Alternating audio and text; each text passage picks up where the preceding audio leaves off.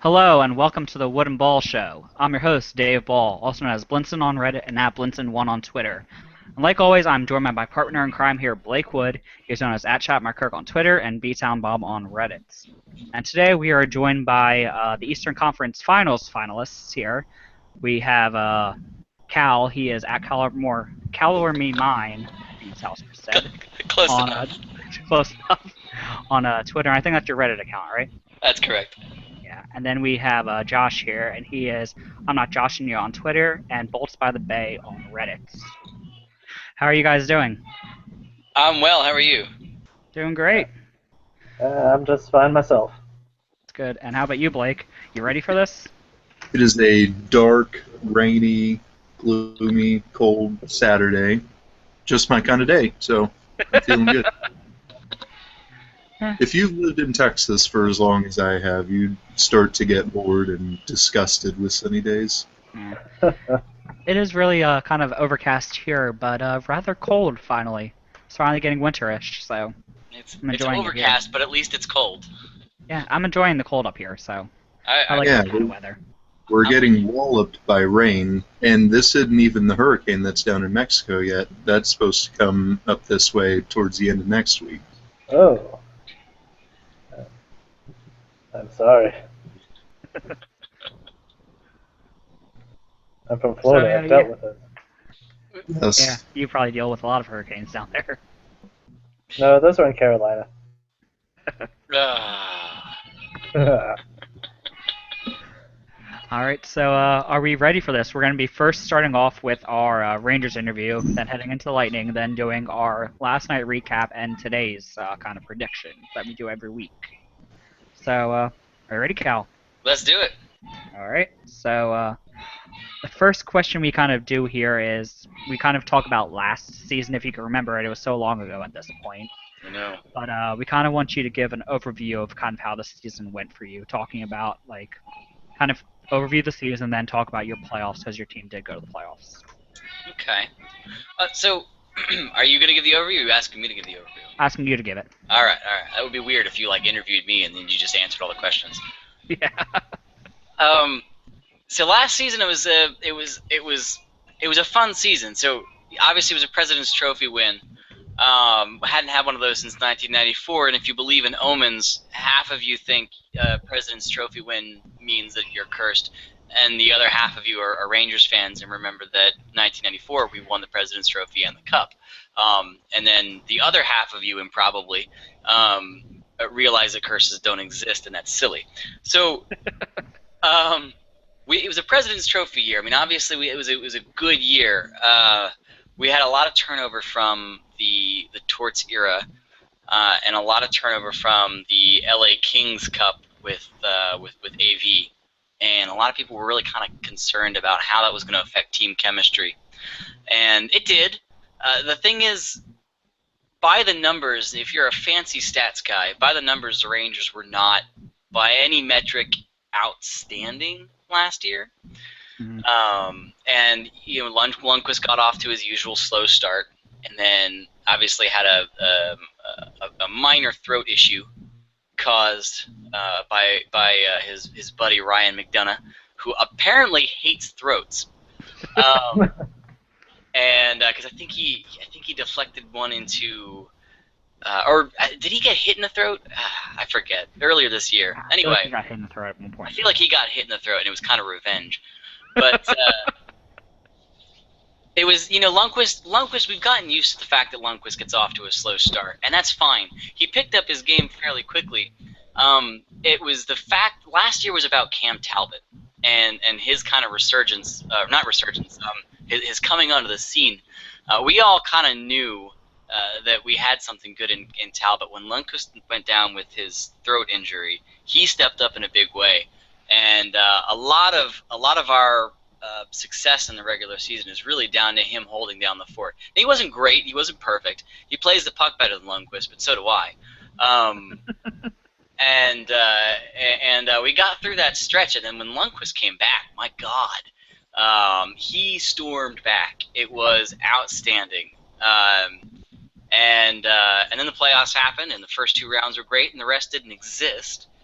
So yeah, That's usually how it works. When your team loses, it just doesn't. The playoffs get canceled that year once your team loses. Right, it happens a lot as a Like Rangers 2010, the finals got canceled. I don't know why. That's My team right. was They got good. canceled. They got canceled right after the puck disappeared, and then Patrick, Kane, and they were all skating down towards the other end, and That never happened. Never happened. They were very excited about that getting canceled.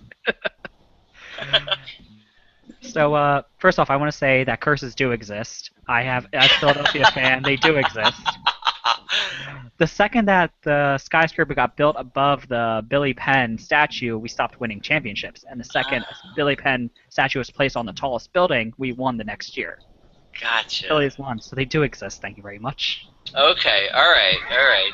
Was there another statue that was added to continue the curse after the Phillies won? Because it seems to be like the curse only took a very short hiatus. It worked that year. Thank you very much. But yeah. So the next thing we kind of want you to do is give a run over of the 4 different kind of groupings on a team, which is the forwards, the defensemen, the goaltending, and then coaching. Kind of talk about each one, and then give each grouping a grade at the end of it. Okay. So starting with the forwards. All right. So starting with the forwards. The forwards is where we had the most turnover, right? So last year we had Martin St. Louis in his final year. We had Carl Hagelin. We had Tanner Glass. And last year, actually, it's funny because you can't. I almost want to group all these guys in the same category. We had Lee Stempniak. We had James Shepard. Who else do we have in there? We had so many fourth-line plugs that didn't deserve to be plugs. Stempniak's playing on the first line with the Devils right now. I don't think he's a first-line player. The Devils are just really bad. But Stempniak is value as a player. He has value. He's defensively sound, and he's got a good head for the game. Mm-hmm. But we had so much turnover. We let them go. Stempniak and Shepard are the ones that stick out in my mind right now. The fourth line right now, as it stands, we now have Jarrett Stoll from the LA Kings. He was the fourth line or the fifth line or the sixth line, depending on the night. We have Emerson Edom now, who we got from the Carl Hagelin trade with Anaheim. Edom is mostly riding the pine, and that's mainly because he doesn't really have much by way of hockey IQ. And it's a shame because he's such a skilled player. But he never really puts it together. I saw a preseason game live, and it seemed like every time he was on the ice, he'd make 2 great decisions and 2 really dumb ones. And really obvious, glaring, like spinning slowly as opposed to pivoting, facing away from the puck. Things that your coach would shout at you in high school. Facing away from the puck as opposed to pivoting towards the play. So as of right now, our top line is sort of in flux, and it's really just the personnel. It's not so much the turnover. Nash obviously is on our top line right now. I think right now it's Nash and Stepan and Zuccarello, which is looking really good. Zuccarello coming back from his brutal injury, couldn't speak. A skull fracture, like that's ridiculous. We were afraid it was a concussion. That's way worse. But he came back, and he is still a wizard. Still making ridiculous no-look passes, still hitting guys like he's twice his size. So Nash, Stepan, and Zuccarello are right now on the first line. The second line, I think we have Brassard, Kreider, and Miller. The top 2 lines, Miller struggles a little bit. He's still young. He still needs to find his consistency a little bit, but Miller has a ton of talent, and I like him a lot. I feel like he gets into AV's doghouse maybe a little bit unfairly, and I think that was a knock that AV had when he was in Vancouver.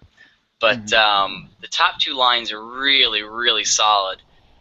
The third line right now, we've got Oscar Lindberg. We've got who do we have? We have Hayes, Lindberg, and oh, good Lord, I'm drawing a blank.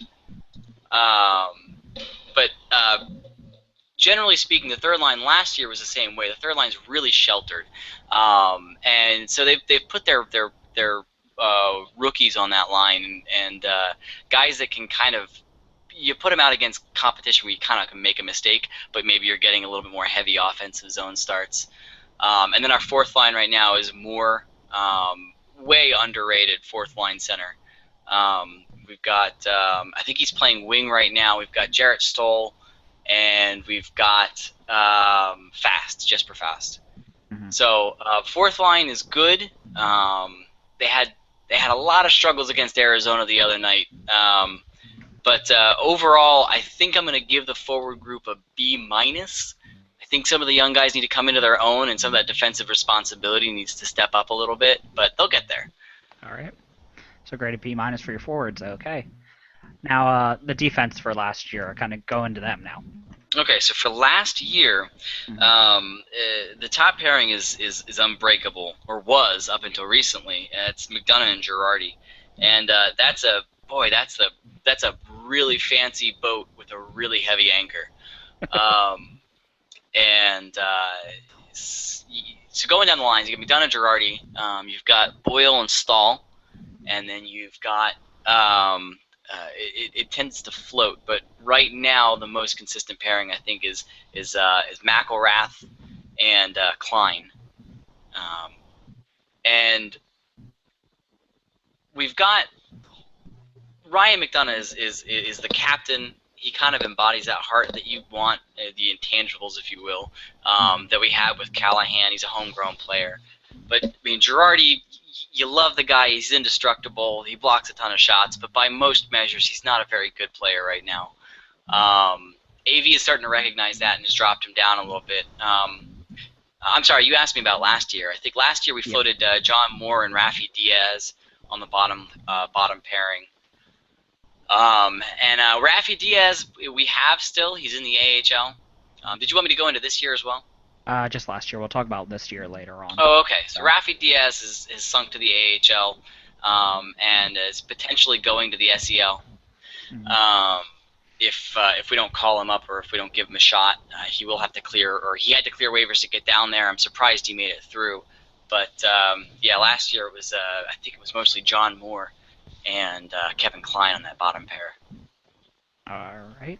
And then yeah, as a defensive group, I mean, we did make the change later on that year. I forgot. Sorry. We did add Yandel towards the end of the year, the trade deadline, and that probably brought the group up from a C to a C plus, B minus. Kind of an overrated group in my opinion. All right. So now kind of do the same thing with the goaltending from last year. The goaltending's the easiest. I mean, Yeah. you had Lundqvist. They were good, so. My God. I mean, you had Lundqvist, and when he wasn't injured, he was outstanding. He had a tiny stretch in October. He generally has a rough start to the season. He had a tiny stretch in October where he was iffy, but he caught fire quickly. He took the injury. Cam Talbot came in and blew everyone's expectations out of the water, and then Lundqvist came back like gangbusters. So really just A plus, whatever you can give him. I mean, that was just outstanding. Yeah, that was kind of the easy one. Yeah. The goaltending's usually throwaway for most teams. So. Yeah. And then coaching is the last thing.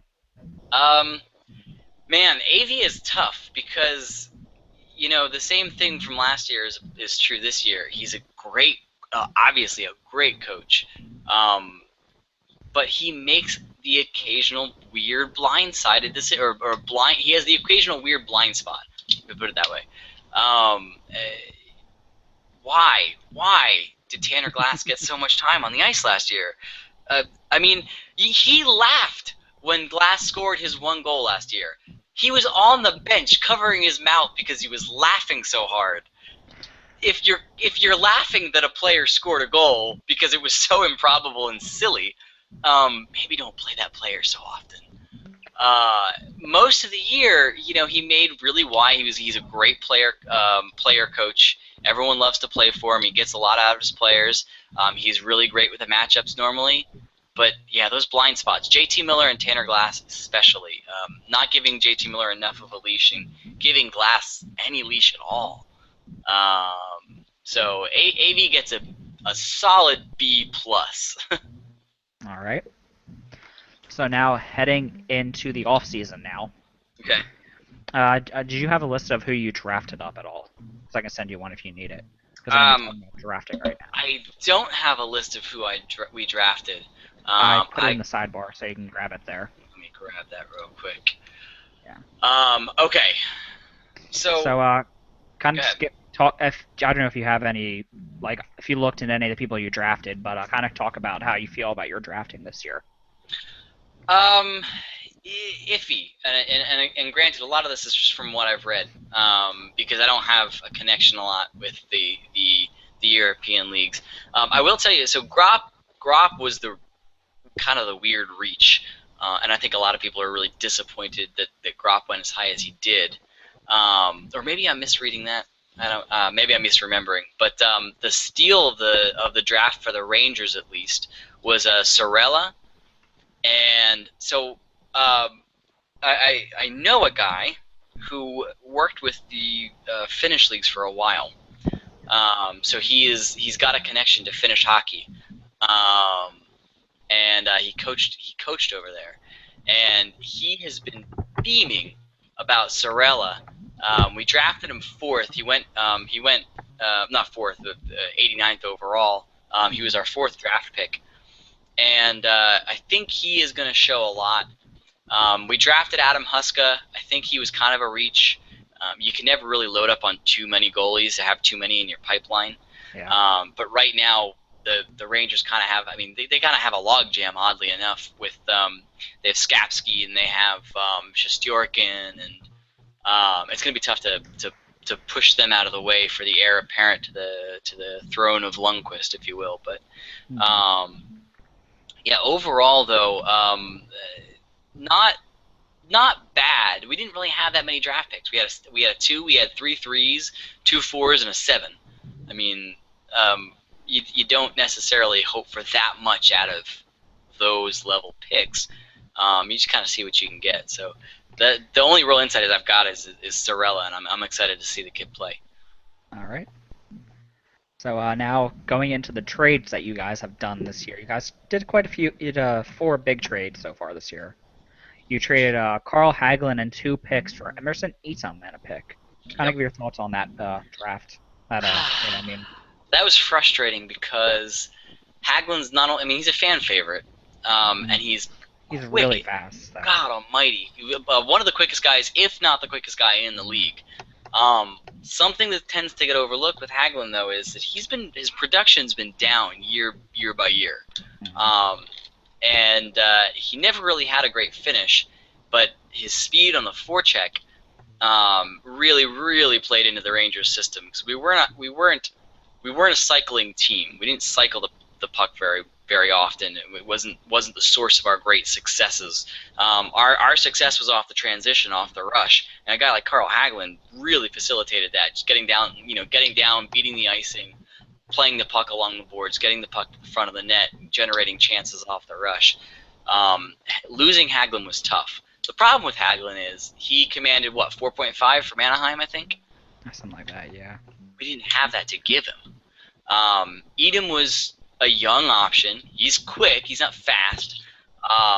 He's got way more finishing ability than Hagelin has. He just doesn't have hockey IQ.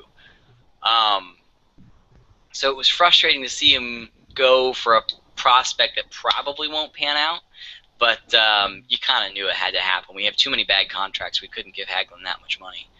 Mm-hmm.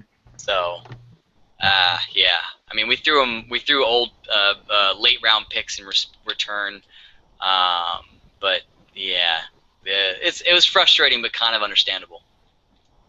Yeah, he signed for 4 years at $16 million, so he got $4 million a year.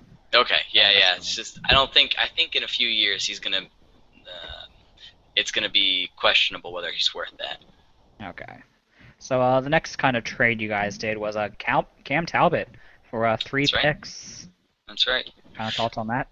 The rumor mill was flying when Cam Talbot was on the board. Everyone knew he was going to be traded. And I forget who it was, but there was a rumor floating that we were going to get 2 first-round picks for him.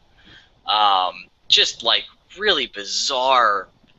And I think maybe that Gordon and Sather overplayed their hands a little bit,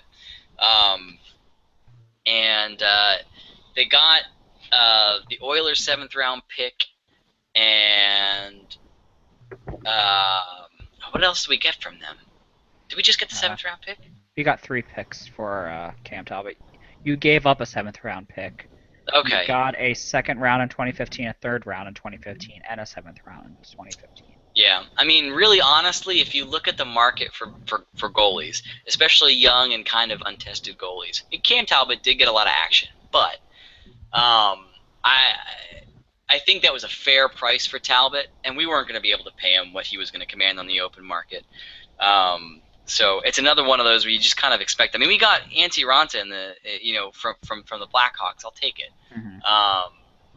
I don't think Cam was irreplaceable. I think a lot of the talent is there, but honestly, Benoit Allaire, our goalie coach, does works wonders, and I think any young goalie being with the skill set or with the abilities bringing into that system they're going to play well. Yeah. All right. So speaking of Antti Raanta, you traded for Ryan Haggerty for him. Thoughts on this trade? I liked Ryan Haggerty. I don't think he really showed much when he went to the AHL. He was all right. He was an NCAA pick. If I recall, he was an RPI guy.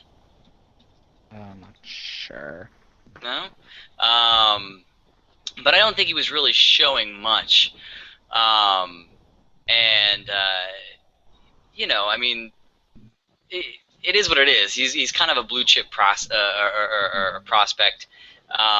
Yeah, guys he was like RPI. Yeah, okay. So guys like him, Danny Cristo, not necessarily going to make the show. Maybe they will. Maybe they'll play a few games, or maybe they'll surprise you and you come out and you get a solid 4th round, 3rd round player. Smart player, but Raanta, I mean, we needed a backup goaltender. Skapski's out. Skapski's still a little young and needs some seasoning, and he's out with, I believe, a hip injury. Ranta's a good step in, and he came in first game off the bat, got a shutout. So I'm really okay with that one. That was a good one. Yeah, not a bad start at all. No. So good one on that one. Then the final trade you guys did, you traded a single pick, it looks like, for Magnus Hellberg. I don't know if he is in your system right now or whatever he's doing, but do you have any thoughts on that trade? Yeah, I think Hellberg, I believe Hellberg fought for the number 2 spot and couldn't really beat out Raanta.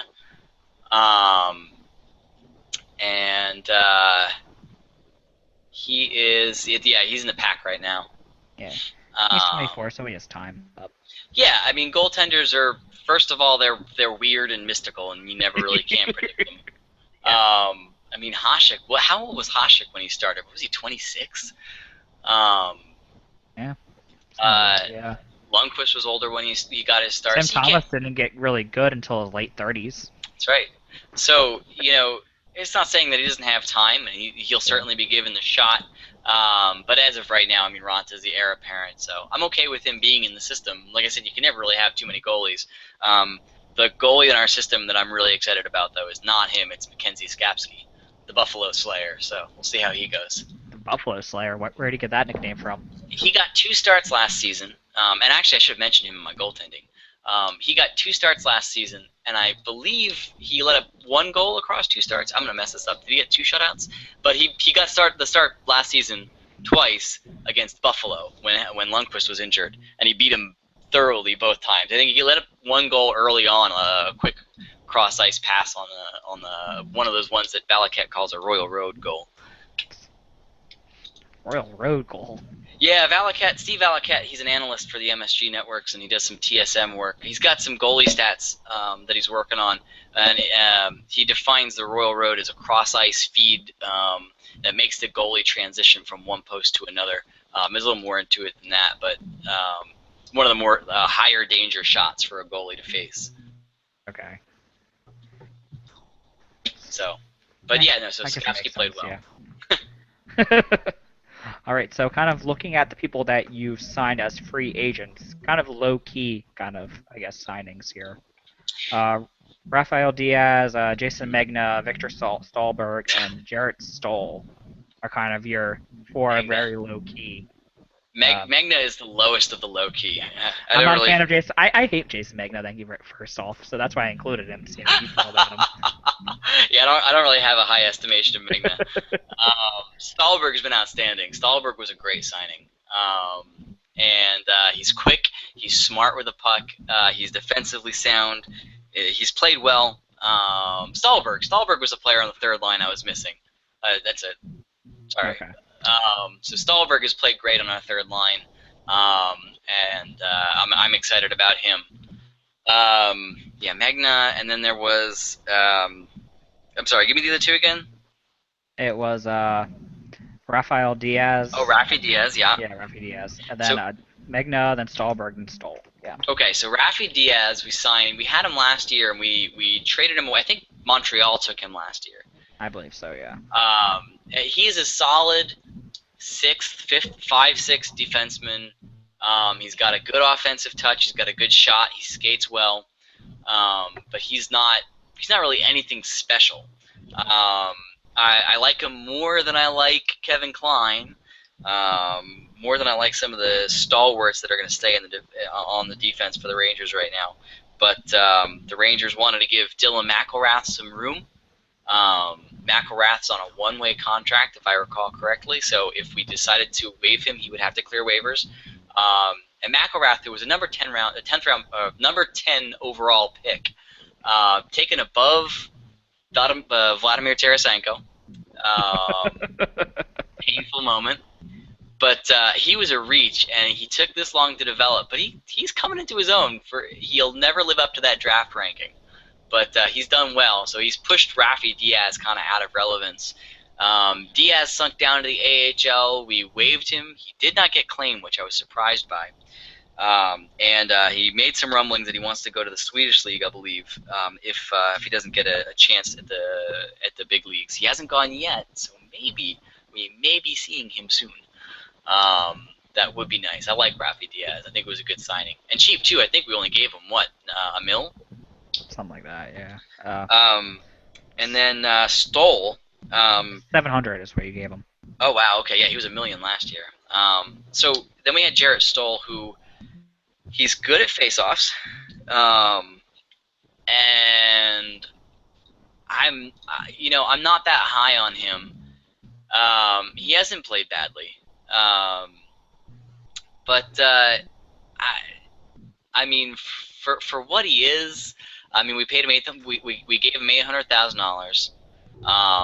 So I think under the new CBA we can bury him entirely in the AHL. He kind of up to 950, so yeah. Yeah, so he kind of reminds me a little bit of the last year we signed from Tampa, Ryan Malone. We signed Ryan Malone, and it was almost like a rehab stint, where it was like a second chance kind of guy, where they had drug problems in the off season. And I'm not trying to knock him for the drug problems, but drug problems in the off season maybe caused him to slip off a few teams' radars, and you take a flyer on him.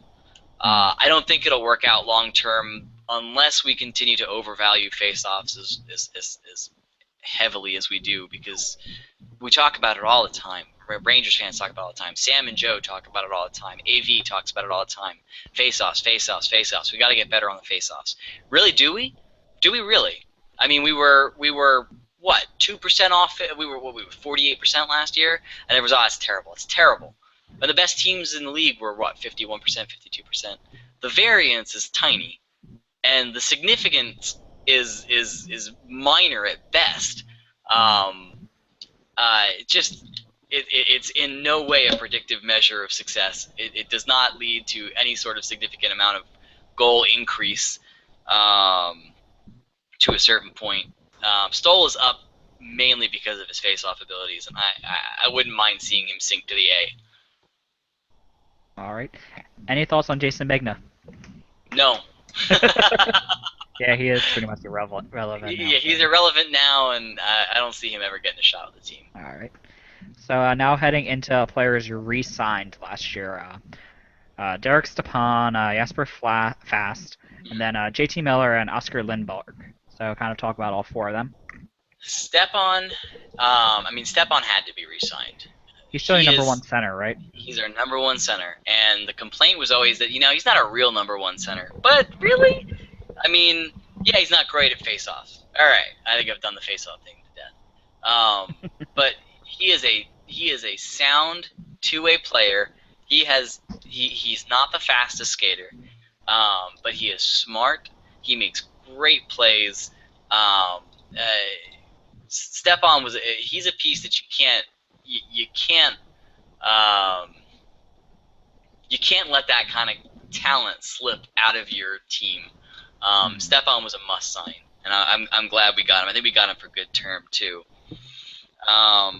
Lindbergh was it was almost scary because Lindbergh came over, I believe from Arizona, with Fost. If I'm not messing up, this might be apocryphal. But Fost got his shot with the team last year and played really well in the playoffs, and earned his contract. And he struggled a little bit coming out of the gate, but I think he's played really well. Lindbergh was the more talented of the two, and they gave him a one-way contract. And early on in the preseason, there was thought that, oh God, are they going to waive him and leave Tanner freaking Glass on the roster? Waive him to make room for guys like Glass and Edom and Stoll, and lose this potentially this young star that we've got that we could really develop. Whether or not he ever sees more than third line ice time, I think he'll be a solid second liner. And I think he's off to a great start. He had 4 goals in his first 3 games, and we all kind of knew he was capable. Anyone who paid attention to him, he's defensively sound, especially at a young age. Excited to have him. I'm happy he's back on the team. All right, I think you covered everyone. Hit JT Miller. Oh yeah, JT Miller. So JT was that was another one was a little bit touch and go for a while because he stayed in AV's doghouse for a while, and no one really kind of knew what was going on. But that was a good signing. I think he's going to develop. He's a very Brad Richards light type center ability. He played wing, but he seems to be more comfortable at center. No, I like JT Miller a lot. I think he meshes well with our top line guys, and I think he's going to be really good for a long time. All right. And looking at your list of free agents lost, there's none really of significance there, so we're not going to even cover them. So, what do you think of your team's offseason? Overall, to me, the biggest move they made in the offseason, the most exciting move they made in the offseason, much love and respect to the man, but was Glenn Sather retiring, finally. Beyond the signings, I think the signings were all very solid. The draft was not great, but not indefensible. It was a solid draft. It was okay. I think the moves that they made were all very understandable. It sucks to lose Carl Hagelin, but it's understandable. They didn't really splash in the pan too much, and I'm good at that. But the simple fact that Jeff Gorton has taken over, a man who values a more modern style of defense, a guy who has outright admitted that the pugilistic days of the 70s are over. I'm excited. I was telling a friend of mine this. The fact that Glass is in the AHL right now is a it's a sign. I know I harp on him a lot for a guy who doesn't play in the NHL anymore. But the fact that he's not in the NHL right now is not a decision AV made. I would wager that was probably more influenced by Jeff Gorton. Sather loved those types of players. Colton Orrs and Derek Bugard and what the hell was his name? I'm starting Jody to slip. Shelley? Oh, Jody Shelley. The guy Carcillo you have for a while. We had Carcillo. We had Derek Dorsett, who was a little bit more than a goon. We had he just got busted for assault. He got beat up by hit over the head with a stick by Marty McSorley. Oh, I know who you're talking about. I don't remember his name right now. It's gonna kill me. We loved We loved the tough guys. We loved the tough guys, and that was a big Sather thing. So Gordon coming in, getting a little bit more hip to the modern NHL. That to me is the key to the offseason. I think the offseason was fantastic for no other reason than the fact that Jeff Gordon's now our GM. Is Tanner Glass considered a tough guy? He was. I thought he was more so supposed to be like a defensive fourth liner type person. No, well, that's a. Then again, I didn't really pay attention. I just know you guys hated him. I mean, Tanner Glass was one of the most defensively irresponsible players I think I've ever seen in my life. I mean, his skating wasn't terrible, but he never knew where his head was supposed to be pointed. I've never seen an NHL player with so little awareness of where he was on the ice and where he needed to be. And you saw every so often where his skating was decent enough that he could kind of overcome that. There were a couple times we got a chance off a rush. We'd get a shot on goal, and everyone would go, wait, what? But it was because he was coming out of the penalty box. The puck was going in a straight line towards the net, and all he had to really do was skate to be there. And in those moments, it's great. But he's like a drag racer on an IndyCar track. And not a particularly fast drag racer at that. He didn't have the awareness. He wasn't an NHL player. Mm-hmm. Great guy though. Yeah, you gotta separate the actual person from the game that he plays. You always do. Because I mean, his personality. Every time you saw him in the news or the interviews, you wanted to be a friend of his. You didn't want him to play for your team. Yeah. All right. So heading into this season that's already started. So what do you expect from this season as in its entirety? Well, I didn't expect the start. I expected a slower start from Lundqvist. I didn't get it this year, which I'm thrilled about. I don't know if that means anything for what it's going to be later on this year, but Raanta is going to take probably 22 starts, leave Lundqvist down in the 60s, which is good. And I think that they're starting to realize that Lundqvist plays better. It's not that he doesn't play better tested. He plays better when he's loose, but he's got to have more rest than he's had in his early career. And I think they realized that when he came back from his injury, and all of a sudden he was vintage, godlike Henrik Lundqvist. So I didn't expect this quite the start that we've had. We had a couple weaker games. Losing to New Jersey was rough. Losing to Winnipeg was rough. Both of those times we outshot the team for a good portion of the game and just couldn't get it done. There are some things to figure out with Edom and Stoll and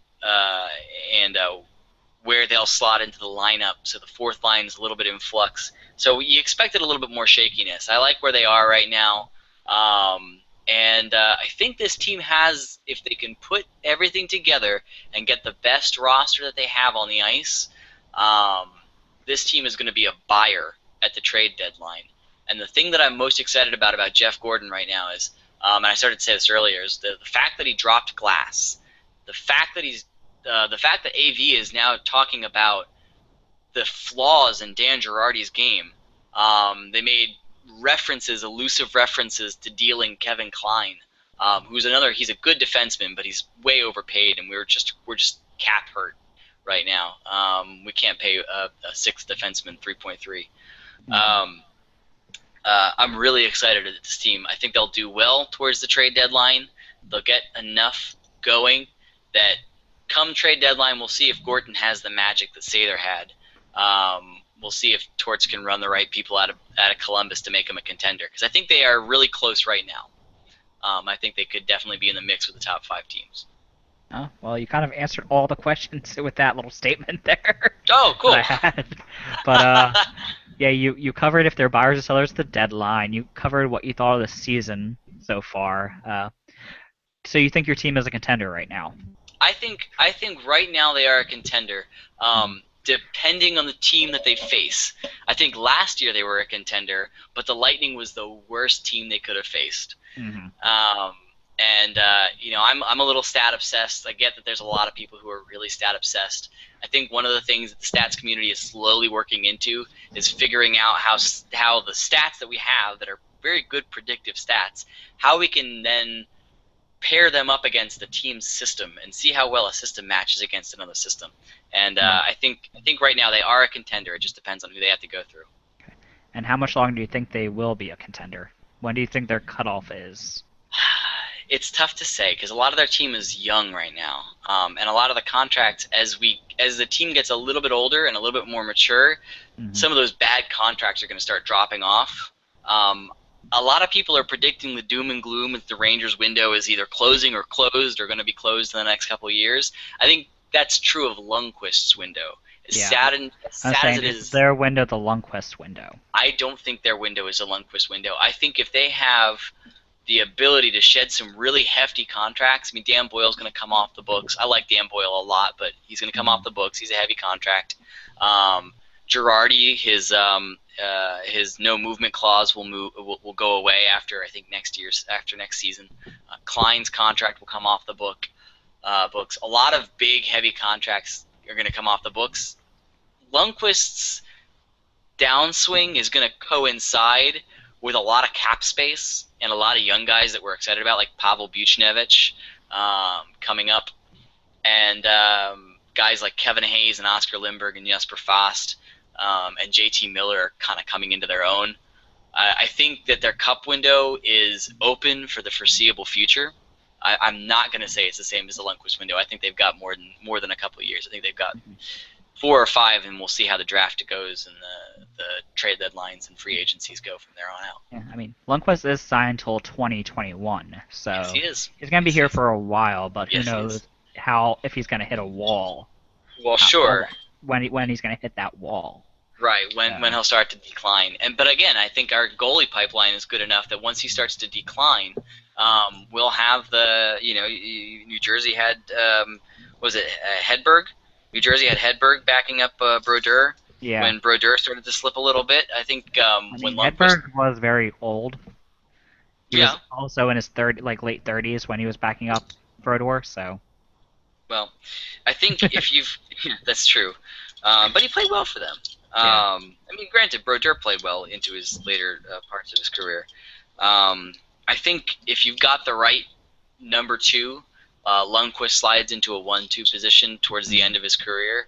I don't see that being the doom of the New York Rangers as it is right now. All right, so that's all the questions I have for you. Blake, did you have any questions for him?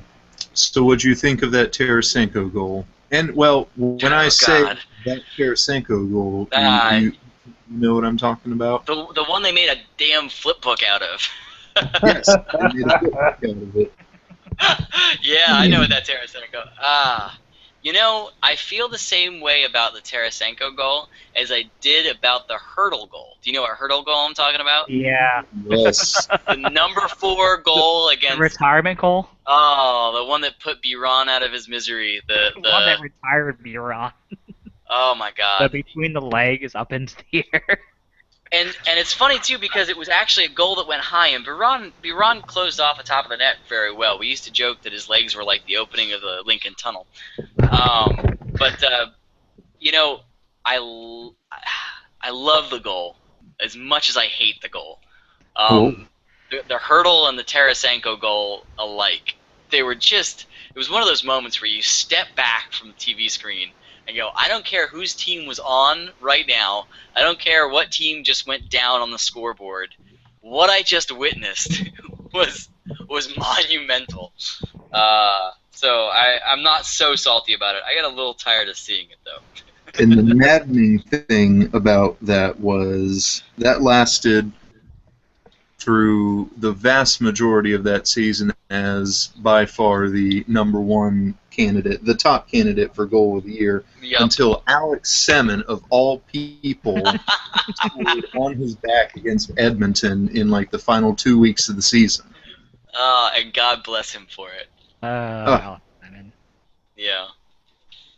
Semin's another guy who doesn't get a fair shake, I think, but that's another topic for that time. Yeah. Yes. So that's all the questions I guess we have for you. So thanks for joining us. Yeah, thanks for having me. Sorry for talking so long. That's all good. So, all right, guys. Blake. Okay, see ya. Okay, Blake, go ahead and get started. Okay. The 2014-2015 Tampa Bay Lightning season, at the start, if we remember, at the start, it had lots of anticipation from some big-name writers, penciling them in as either Stanley Cup champions or Stanley Cup finalists. And all of that seemed to have just come from out of nowhere, essentially. The season before, not quite as good, but then we get into this season, and Tampa finds some magic in the postseason, tops some big-time Original Six teams along the way. However, could not beat the one from the West. We're downed by the Chicago Blackhawks in 6. Yes. 6 games in the Stanley Cup Final. That's the condensed version, Josh. Give us a more in-depth look at the past season. Well, as you said, it really started with the 2014 playoffs when we got swept out of there by the Montreal Canadiens. And it's kind of there that we decided to really clean up our act. We made some good off-season moves that resulted in what was a very strong roster for a team that had gotten swept out of the playoffs just then. So, I mean, we had a lot of promise. Over the course of the season, we saw the formation of what would become the triplets line, as it's now known. Andre Palat, Tyler Johnson, Nikita Kucherov. They became the best scoring line in the entire NHL, if I remember correctly.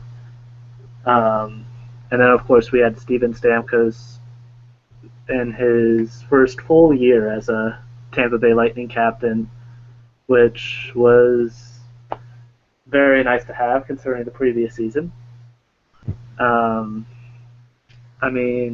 Our defense, it was a bit shaky at times.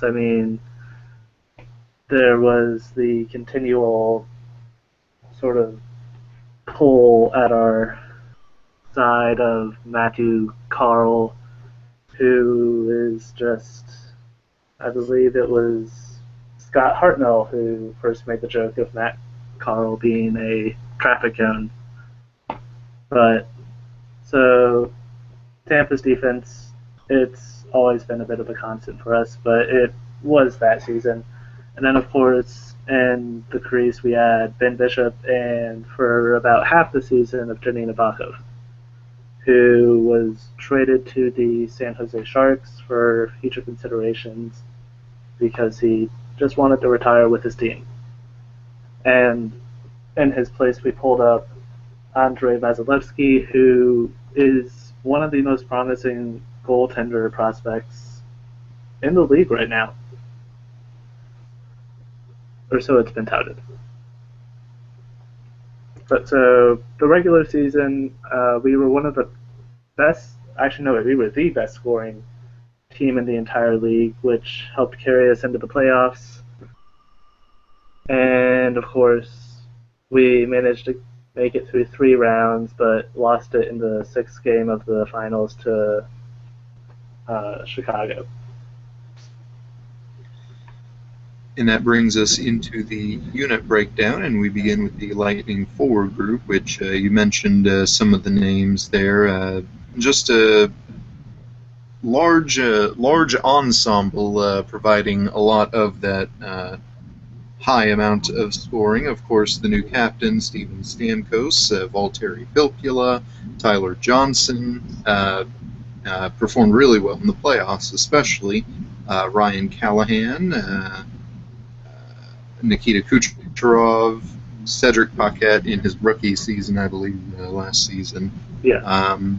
But of course, more than that, take us into the forward unit from last season. So last season's forward unit was honestly talented. That's what a lot of people saw in us. They saw a team that would score, and that we did. Our first line, it was Steven Stamkos, Alex Killorn, Harvard graduate, as he is constantly referred. And I believe usually on his right wing was Valtteri Filppula or Ryan Callahan. So a very talented first line up front, very much a playmaking unit, with the exception of Alex Killorn, who's a bit more on the grittier side, much more of a grinder type, if you ask me. And then, of course, second line, that was, again, the triplets, who was the best scoring line in all of the NHL. Nobody really saw that coming when we first formed that line. I mean, not even Tampa fans saw that. But in the end, it definitely worked out well for us. And then, of course, third line, we had, I want to say, Cedric Paquette, and then whoever wasn't on Stamkos' wing, whether it was Callahan or Filppula. And then I want to say most of the time it was either Brown or Nemesnikov, who was also winging on that third line, both of whom are very talented. Vladislav Nemesnikov, he's been a very talented goal scorer for us. And then JT Brown, he doesn't exactly put up a lot of goals, but he's one of the hardest working bottom sixers I've ever seen. And then on our bottom line, we had Brian Boyle centering that, who was one of the best offseason pickups I've seen, for us at least. Thanks again to New York for all the players that they gave us, in addition to Anton Strawman and Ryan Callahan. And then we also had Brendan Morrow, who was a longtime favorite on your Dallas Stars. And I want to say again, either Nemesnikov or Brown on the other wing for Boyle. So again, it's a very talented forward group, or it was, and again, they put up the most goals in the entire NHL. I want to say that only, it was Dallas that came second, a goal behind. But still, it was a very talented, very just talent-heavy forward group. And your grade for the Lightning forward unit? For the 2014-2015 forward unit, I'd honestly give them an A-. The minus part intrigues me more. Kind of elaborate on that. It's mostly because of Brendan Morrow. He was just an entirely penalty minute soaking person. He spent most of his time in the penalty box. But aside from that, the team was just absolutely firing on all four cylinders. So Morrow was really the only weak part of our offense, if you ask me, which bumped it down to that A-.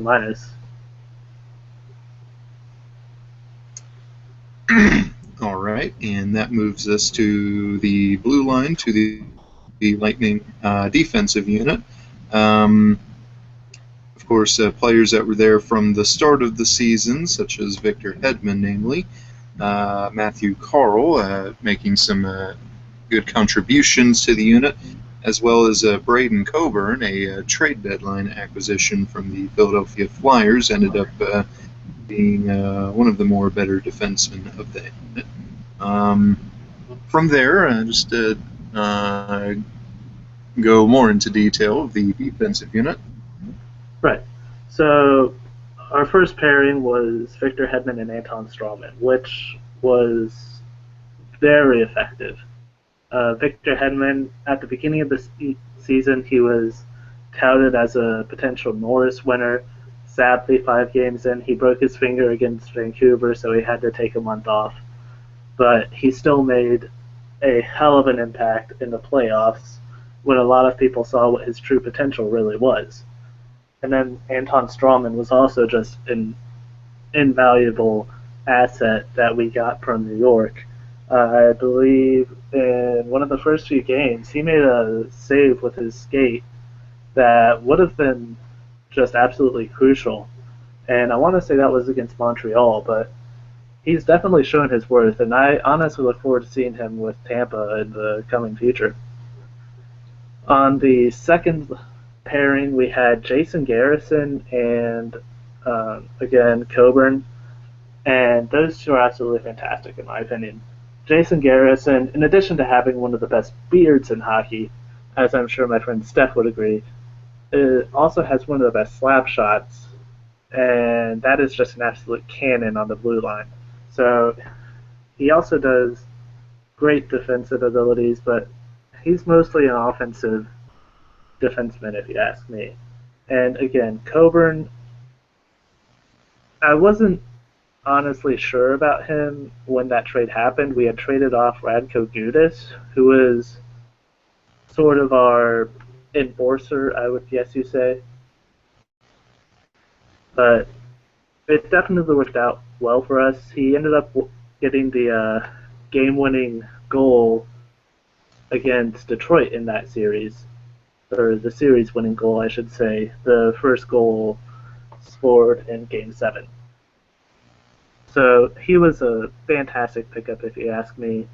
And then our bottom two line was Matt Carl and Andre Zuster. Carl, the gripe that you will always hear from Tampa fans is that we honestly pay him way too much. He's making $5.5 million a year, and for a bottom line defenseman, that's just terrible. And then Andre Schuster, basically, we'd like him to be the next Zdeno Chara, but he's still a bit awkward at this age, and a lot of people often would say, send him down, but we're still not too sure if he's going to develop or not. So that bottom pairing's always a risk factor for us. So overall, I'd give that defensive unit a B, just a solid B. Because again, that bottom pairing was absolutely stress-inducing.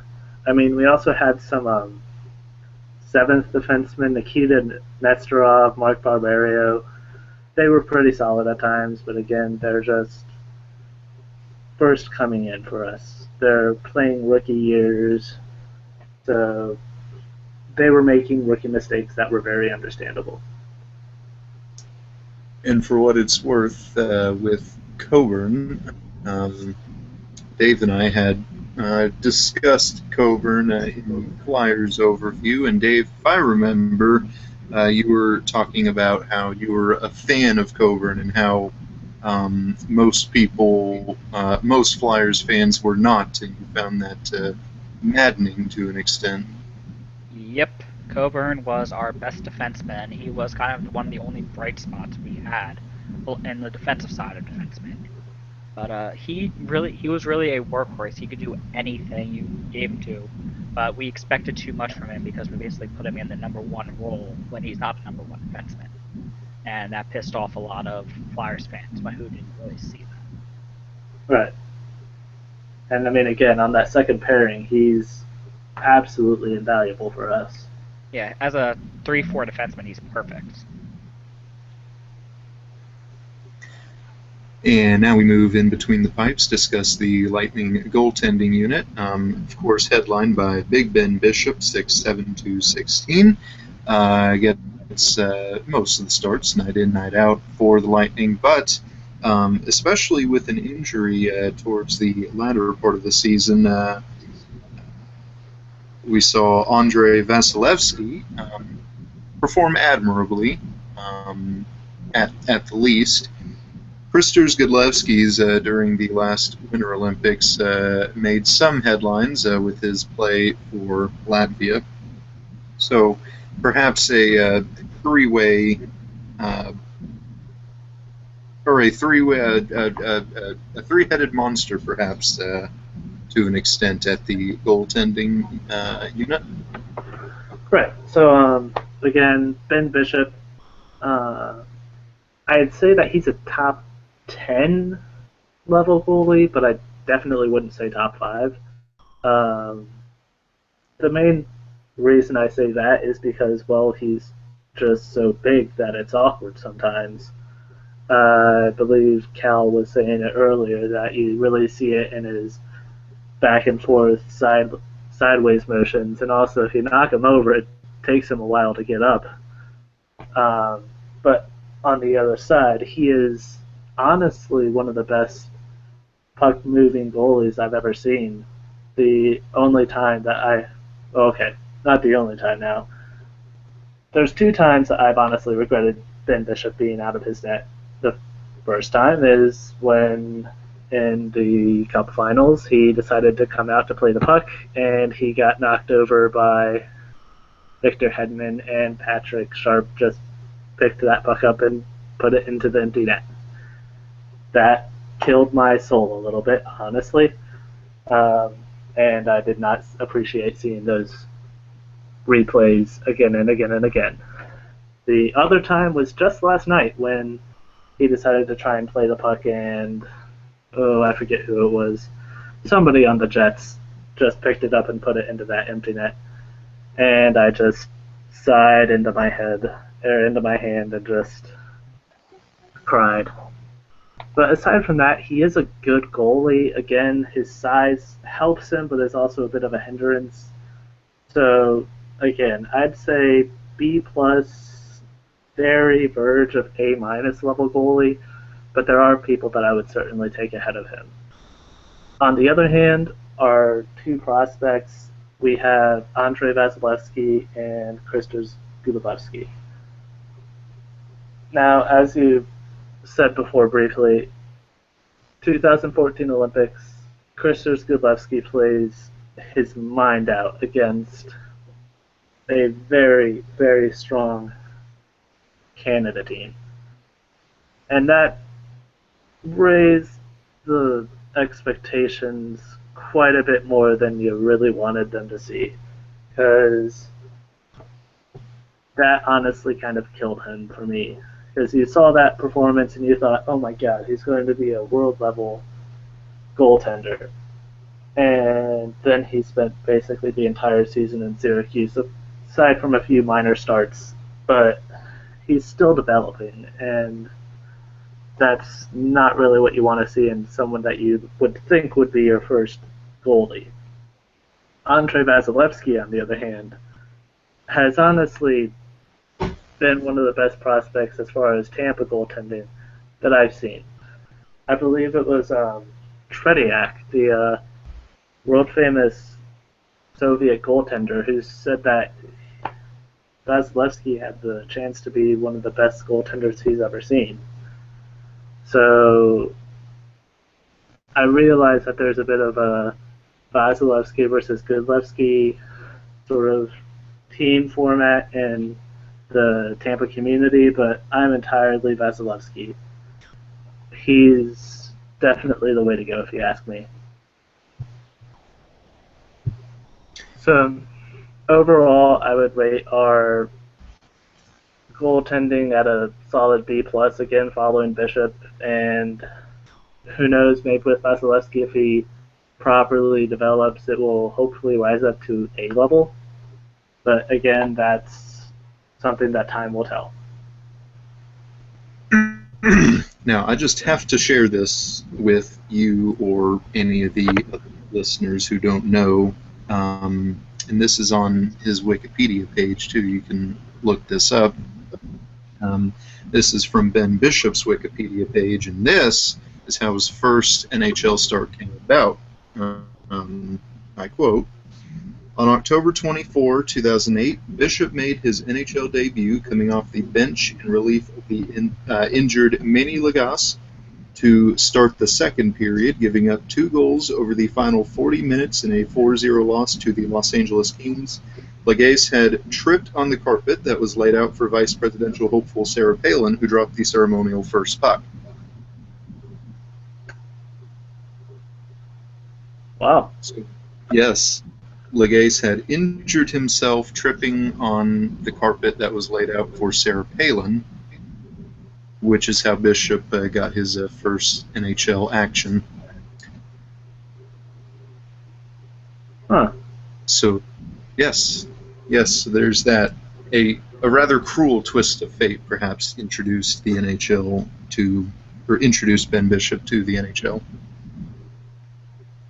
You could definitely say And that. now, yes, and now we move behind the bench and we discuss head coach John Cooper and the Lightning coaching staff. Right. Cooper is definitely one of the best coaches for Tampa that there's been. Of course, the other two main candidates that we've seen are John Tortorella, who is now with Columbus. Again, my condolences to Columbus. And Guy Boucher. I like John Cooper a lot. His only weaknesses, in my opinion, or at least from last season, was the power play, which was very frustrating, in my opinion, because they did a lot of passing and absolutely no shooting. And it just made me have an aneurysm every time that I was watching that. The penalty kill thankfully functioned, but again, special teams, that's unfortunately our weakness, which is never supposed to happen with such a high-scoring offense. I mean, you'd expect us to be functioning like the Washington Capitals, who the second they're on the power play, you just go, oh no, we've basically just given them a goal because of that potent offense of Alexander Ovechkin, Nicholas Backstrom, Evgeny Kuznetsov, Burakovsky. They've just got so many tangents, and so do we, but somehow we didn't score. So that's always been my gripe with John Cooper. But aside from that, I mean, he coached a Stanley Cup Finals team. What more do you want from him? Well, okay, a Stanley Cup winning team would have been nice, but considering what he was working with in the finals, Ben Bishop, who had torn his groin and was somehow still playing out of his mind, and Tyler Johnson, our top goal scorer for the playoffs, with a broken wrist. I mean, I really can't complain with how far we got. I mean, am I disappointed we lost to Chicago, of all people? Of course, who wants to see Chicago win another cup? But, I mean, still, John Cooper, in my opinion, might not be the biggest name, but he's one of the best. I mean, sure, he's not Babcock, sure, he's not Daryl Sutter, but I still like the guy. Now, I have to say, from an outsider standpoint, I believe John Cooper to be one of, if not the best coaches in the National Hockey League right now.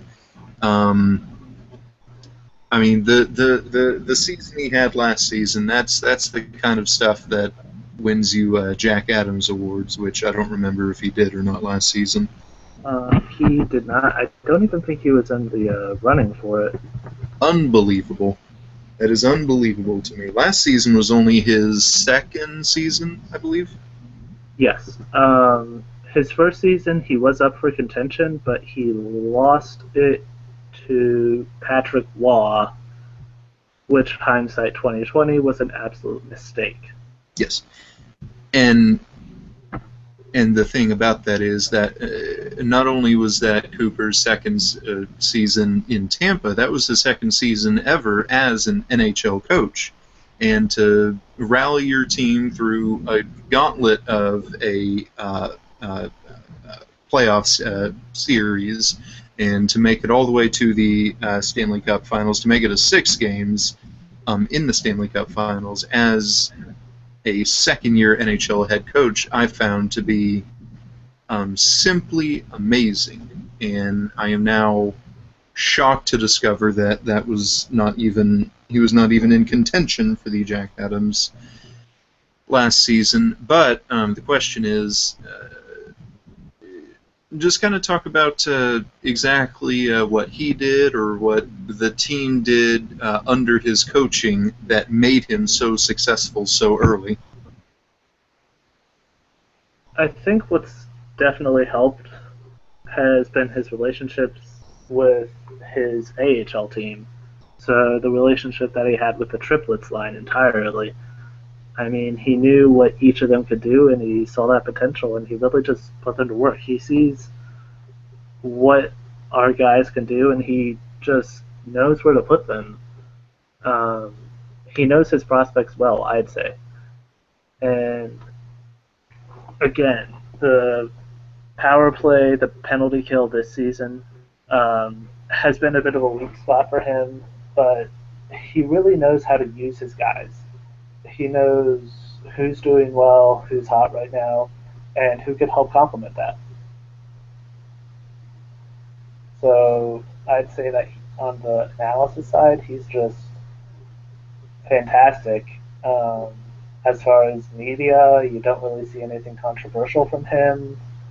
I mean, you don't really see any John Tortorella rants or trying to bust into other locker rooms, and, well, you know the rest of that story.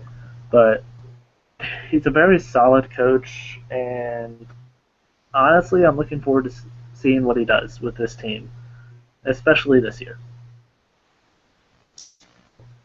All right. And that brings us into the off-season, brings us first into the topic of player transactions. And outside of the Coburn trade in the or at the deadline, I see no trades from the off-season period for the Lightning. So purely signings or free agency signings or departures is what built this new Tampa Bay roster. So we begin first with signings, and I see a big name here in the forward unit, Eric Condra from the Ottawa Senators. Talk about picking up Condra. Well, when we did that, I received a lot of warnings from all my Senators friends going, oh, he won't score. He was basically supposed to be just like JT Brown, who was, again, a hard-working bottom sixer, but aside from that, doesn't really put up a lot of points. Well, surprise, surprise, he's gotten, I want to say, 3 points so far with us, and I kind of find myself laughing at that. I mean, again, he's a hard worker, but he's actually putting up points. So I cannot disagree with that sign compared to Brendan Morrow, who we dropped. He's actually put up 4 points so far now that I'm looking at it. 2 goals and 2 assists. So for a bottom sixer, I'm all for that. All right. And outside of Condra, the only other addition from free agency I see on the team is getting Kevin Poulin, who I believe was last with the Islanders, a goaltender. However, seeing with Bishop, Godlewskis, and Vasilevsky, I don't expect to see much from Poulin in Tampa. Do you? Well, actually, you're not going to see anything of him. We just put him down on waivers, and we called up Godlewski today. So that should be an indication that Vasilevsky, who's been on the injured reserve due to blood clots, he's getting better. I believe just last week, he was cleared for full practice. So again, that's fantastic for us. Unfortunate for Poulin, but I mean, he had to know what was going on when he signed.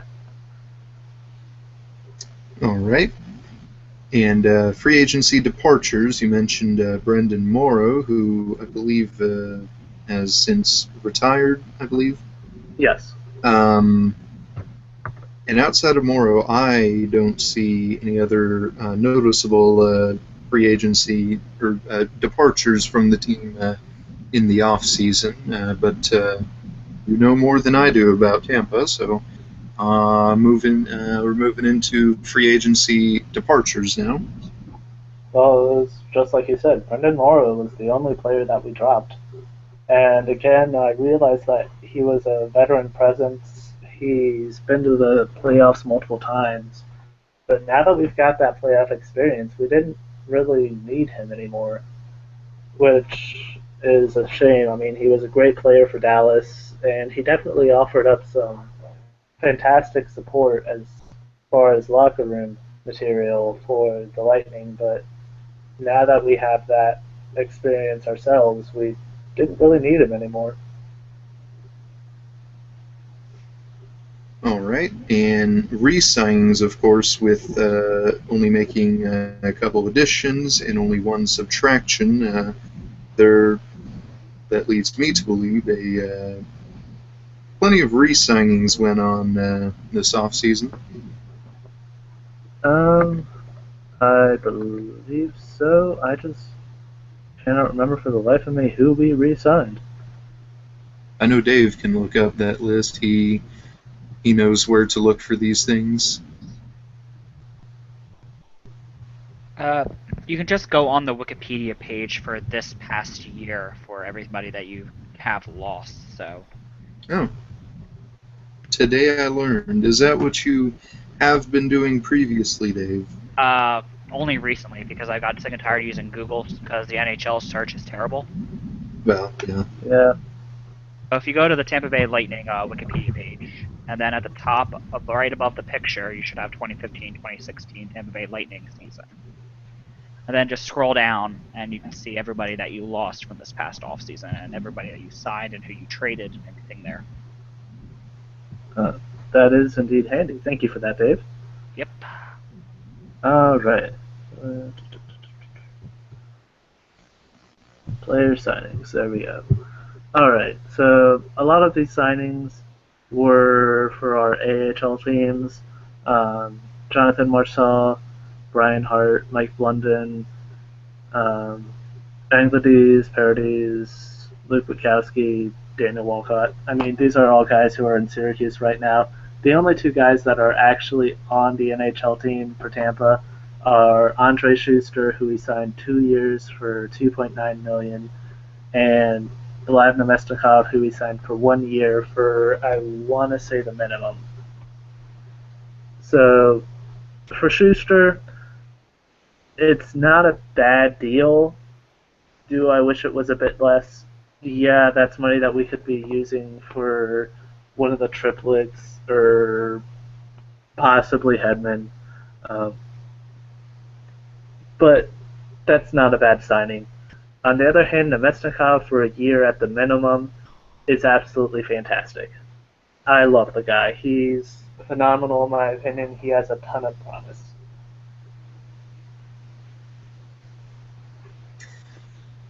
Alrighty, and that concludes the player acquisitions. Not only 2 re-signings for the NHL team, 2 pickups, 1 departure. Must have been a fairly quick, perhaps fairly uneventful, boring off-season down there in Tampa. Definitely was. Made the regular season much more anticipated, though. Oh, yes. And now we move on into the NHL entry draft, the other major off-season event. Tampa was one of a handful of teams who did not have a pick in the first round. We go to 33rd overall, Tampa's first pick in the draft, picking up Mitchell Stevens, a center, and 11 picks after that. Matthew Spencer, a defenseman, the 44th overall. 2 for Tampa in the second round. Talk about how Tampa did in the draft. Well, honestly, and you'll hear this a lot from Tampa Bay fans, it's all a part of the Yzer plan. It's under the judgment of Steve Yzerman. We don't really know what he's thinking, but we gotta trust it in. Picking up a center first overall when we're so center heavy seems a bit sketchy to me, but again, you gotta trust what Yzerman has planned. Maybe he's gonna be future trade bait. Maybe he's got something. Maybe he just sees some talent. We don't know. As far as Matthew Spencer, a defenseman, I'm happy for that. Defense is what we need right now. So I can't really fault Yzerman there.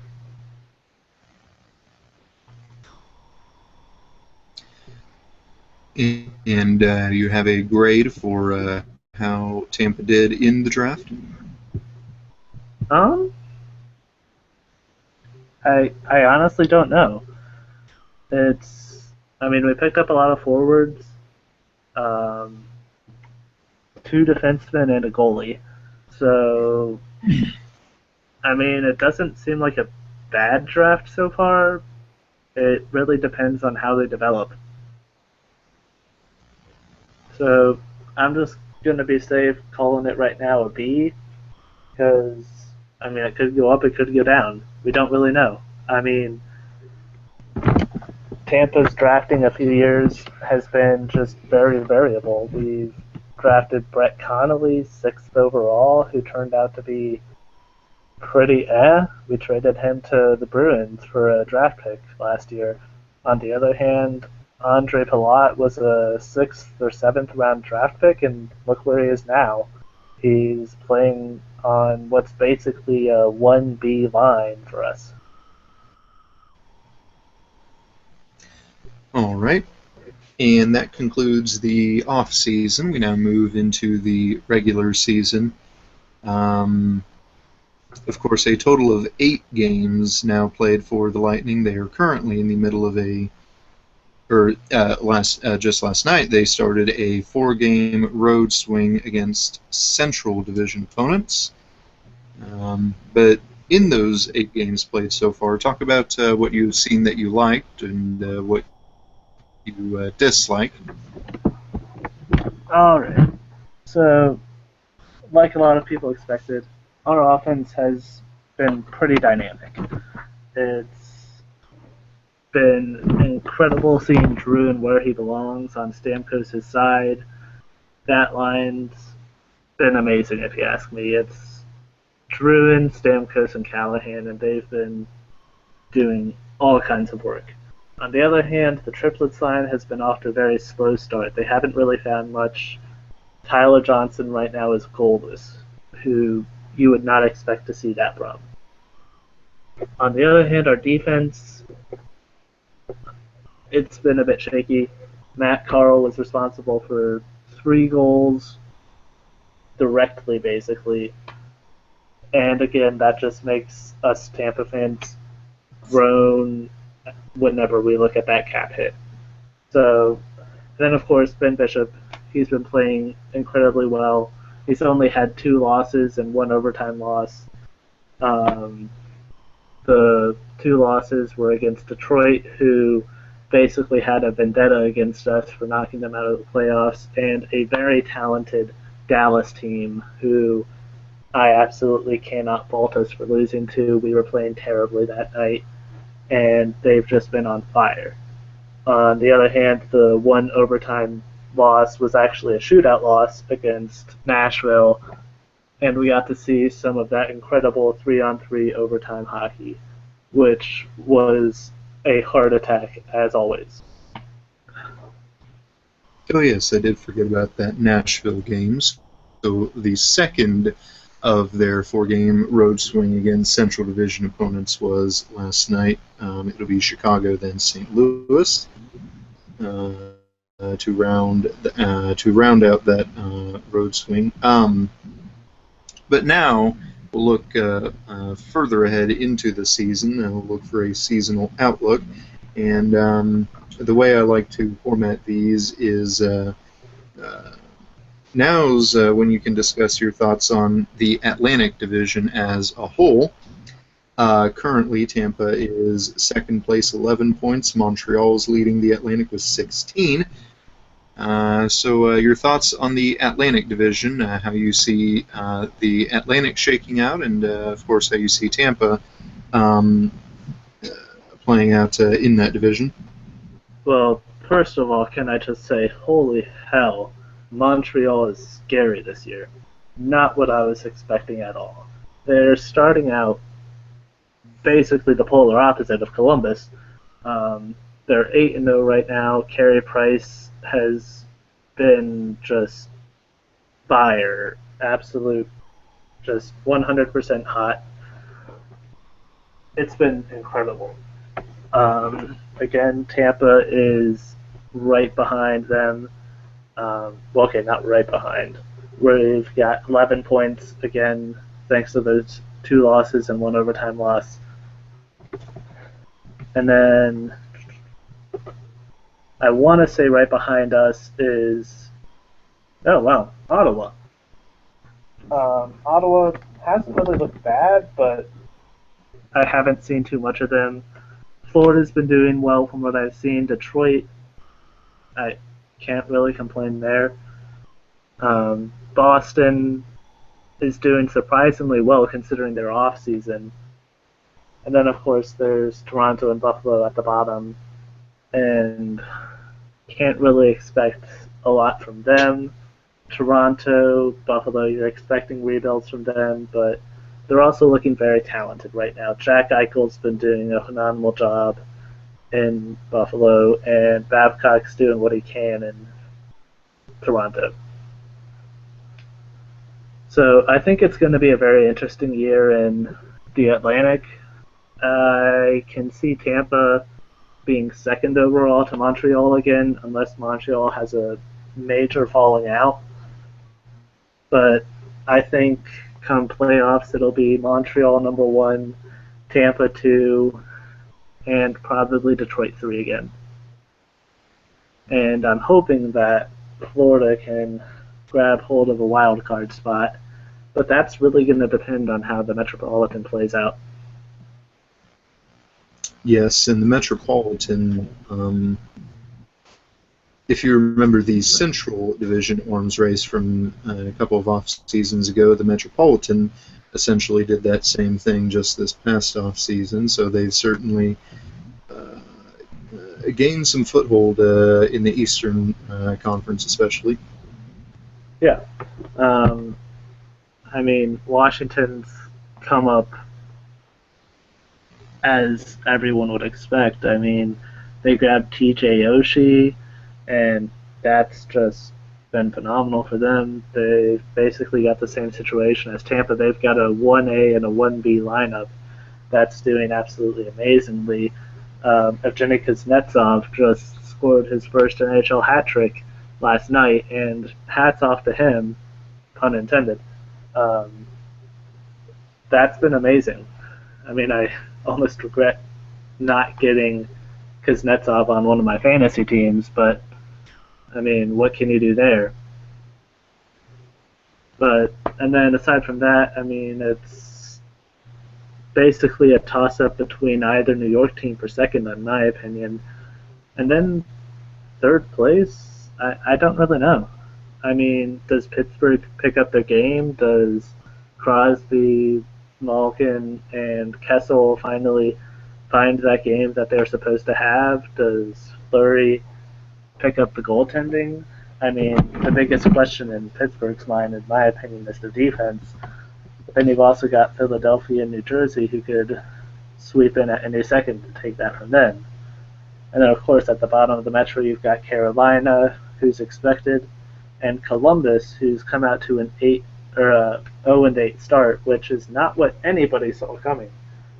And certainly I didn't see that myself. I was actually at their home opener and got to see that collapse firsthand, and it was not pretty. Some people saw it coming. Well, okay. Their forward division was supposed to be absolutely amazing. Their defense, on the other hand, is just, well, it's bad. That's one way to put it. I was going to go for absolutely terrible. Garbage fires that have better defense than that. I mean, really, when you're relying on Jack Johnson and Ryan Murray as your top pairing, that's just asking for trouble. You're talking about a guy who's gone bankrupt and a guy who's seen more man games lost than man games played. Yeah. What do you expect, really? And then, of course, there's been Sergei Bobrovsky's collapse. I mean, I don't know what's happened to him, but I want to hire him as sports psychologist just to figure out what's going on there. I mean, I feel absolutely terrible for him. He's been playing just terrible. I mean, I'm not sure if he's having Philadelphia flashbacks or something, but it's just sad to see. All right, and looking ahead at the next trade deadline now. As it stands right now, of course, there can be a few variables that change this. As it stands right now, do you see Tampa being more buyers or sellers at this next trade deadline? Honestly, we'd be sellers. I mean, what could we buy? I mean, when you're talking about offense that has as much depth as it needs, the only thing that we might buy is maybe some better defense. But I really can't see much happening there because nobody's probably going to be selling anything high in regards to defense, and they're going to be asking too much from us anyways. So we're definitely going to be sellers, if anything at all. I mean, I'd say that we're not going to participate at all, but then again, I also said that for the past 2 years, and look where that landed us. All right, and now's when I'm going to put you on the spot and begin with simply yes or no, and then your reasoning. All right. Though, to be honest, I kind of expect I know what the answer will be. But will the Tampa Bay Lightning be a playoff team this season? Yes, absolutely. Unless there is an absolute collapse of the team, I will be shocked if we don't make the playoffs. Because it either means, one, we've had another Steven Stamkos breaks his leg situation, which even then, as we saw back in 2014, the rest of the team absolutely picked that up. So it would involve multiple injuries to bring us down that far. Or B, the rest of the Atlantic gets really good really fast. So, I mean, with a team as just talent-laden as this, our offense should be able to carry us to the Stanley Cup playoffs again.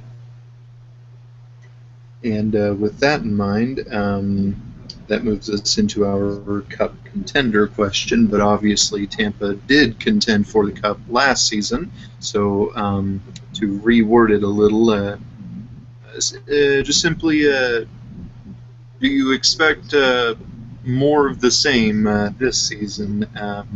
And talk about looking even further ahead.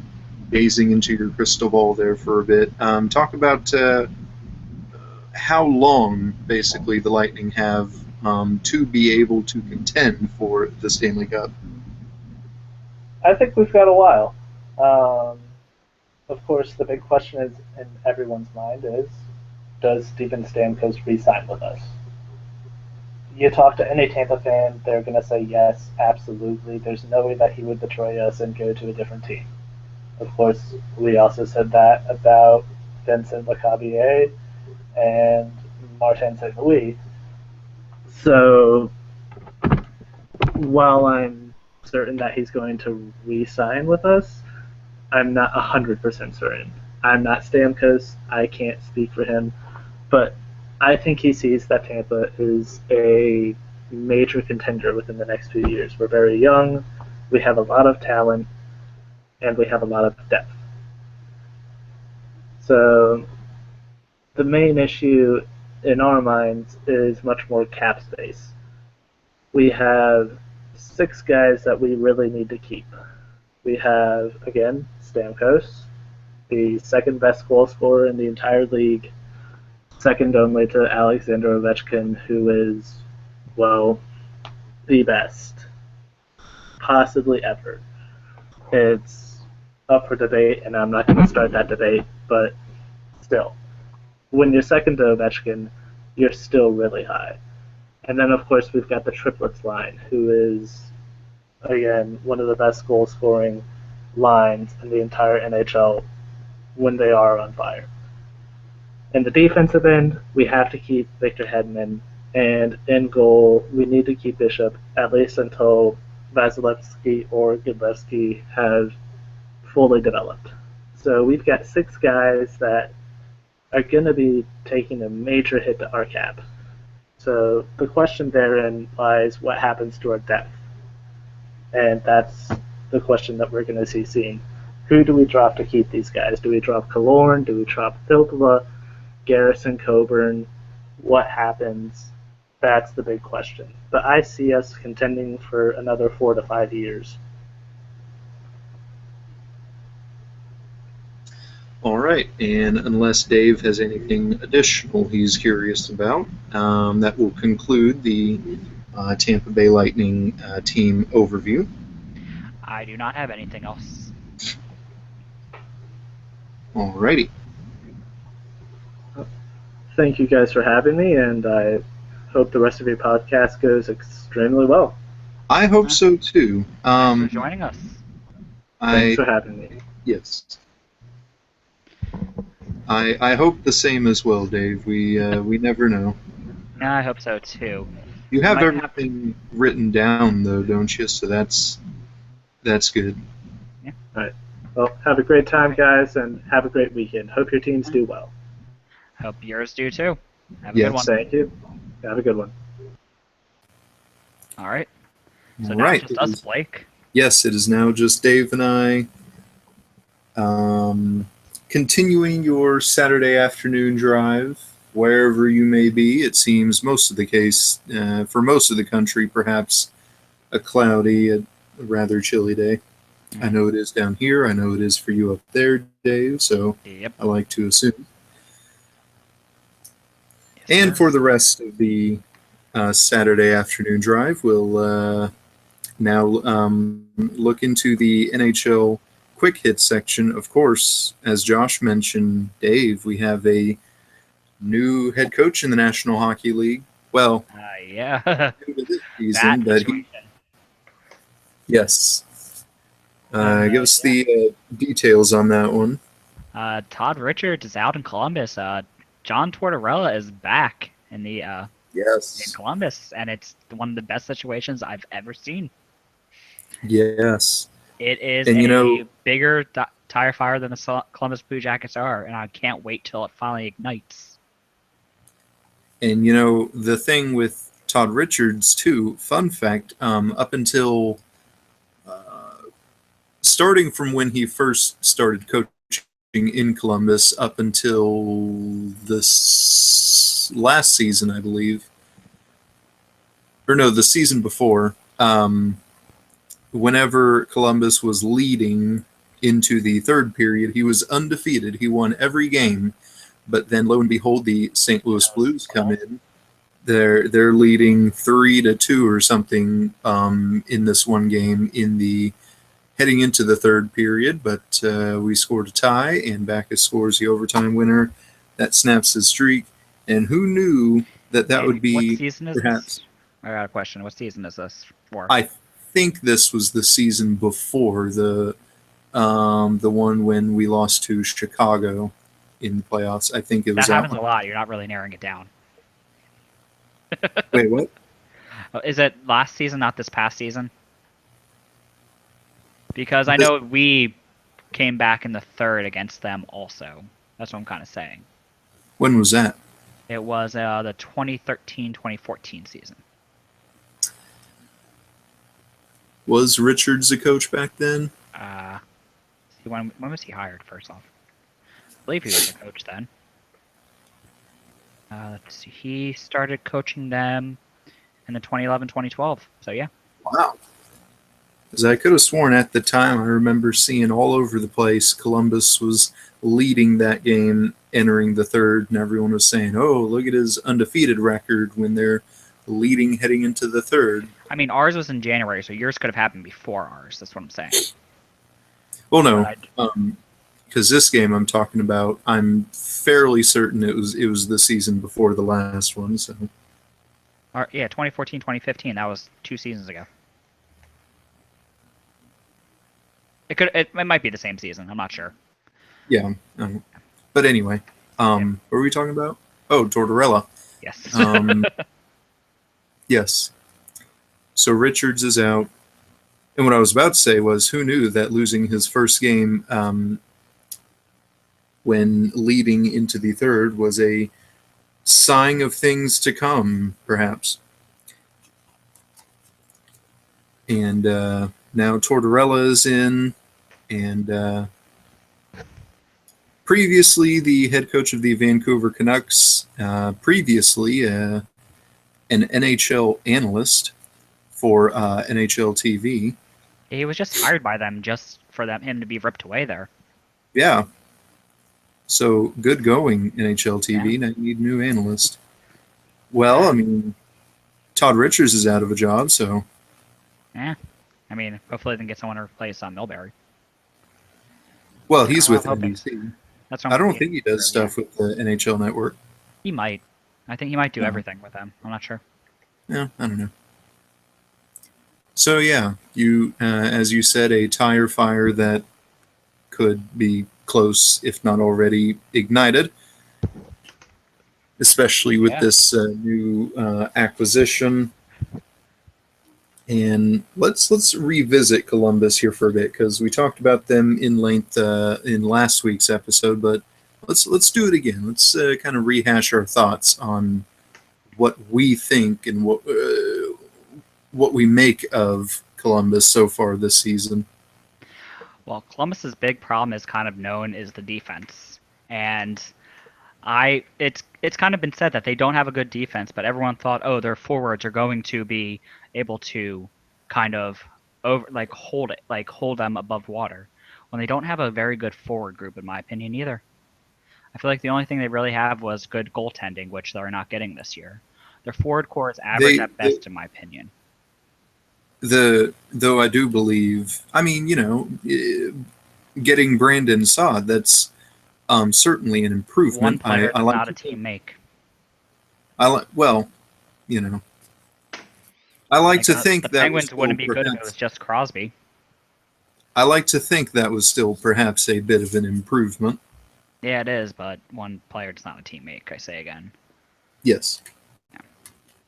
But that's my opinion on it. They did not have a good team going into the year, and I wasn't as convinced by people as everyone else was. I was certainly expecting a slow start, though, to be honest. Yeah, because I agree their defensive unit is not very strong. They didn't do much in the past offseason to address it. But at the least, I was expecting Bobrovsky to keep them in games at least. Mm-hmm. I was expecting more from him, definitely. But I do expect more, but I feel like he's just overcommitting to every single goal coming in because of the defense in front of him. And now he's in his own head, which is his bigger problem. Yes. And I don't believe they've used McElhinney very much this season. They've used him a couple times, not much. Let me look up his stats here. Oh, yes, he's played 3 games. He's started 2 games, and he's 0-2. 3.07 goals against average, .891 save percentage. Yeah, they haven't used him much, though. Well, it's 6 games in, so they have used him a lot, haven't they? Yeah. But yeah, so, yeah, it's all because Bobrovsky's in his own head right now, and he's having such a hard time getting out of it. And Tortorella's not going to help him. No. The thing I think with Tortorella is, if this was maybe the 80s, he would be a pretty decent coach. Though, of course, there's one small minor problem about that statement. Yeah. We're not in the 80s anymore. Yes. Nobody's wearing their crazy hairdos and listening to Def Leppard. Well, I don't know. There might be some people out there still doing that, but Yeah, but as of right now, he's not going to do good for them, and I cannot wait until the tire fire becomes even worse and he goes charging into another team's locker room. I mean, yeah. Think about that too. What if it continues to get worse? That they have to could you perhaps see the absolutely close to impossible situation of firing 2 head coaches in the same season? It would be beautiful because Oh they my are in our goodness! division, and I will love it. I'm not. I don't. Has that even happened? I don't I think have that no happened. idea. We need to find some NHL historians. I know of a couple on Twitter. We should find that out. Yeah. Because Well, I I'll mean, ask LA Dave eventually. it seems so far out of left field, Hmm. and it seems like that wouldn't be the certainly wouldn't be the ideal situation, and it seems so far out of left field. It seems close to impossible, but with the way things are right now, I mean, Columbus, they definitely, I think they, I don't think it was a lateral move at all. I think they straight up downgraded Yeah, in definitely head downgraded. coaching. Hmm. Definitely downgraded. Oh boy! And Columbus's next game, they're on the road against Colorado, who, and that's tonight. And well, just to briefly touch on it, Colorado's not that good either, but they're not Columbus level bad. So, Hmm. Yeah, they're playing them tonight, right? mm-hmm. I'm actually going to say now, I have them penciled in to win. I feel like they're going to get their first win tonight. Wow. Yeah. You don't think so? You don't agree? Oh no. They're my upset pick of the night. I don't even think it's a. What's It's the not. goalie matchup for that one there? Let me look that up. Uh, it will be if it loads. It will be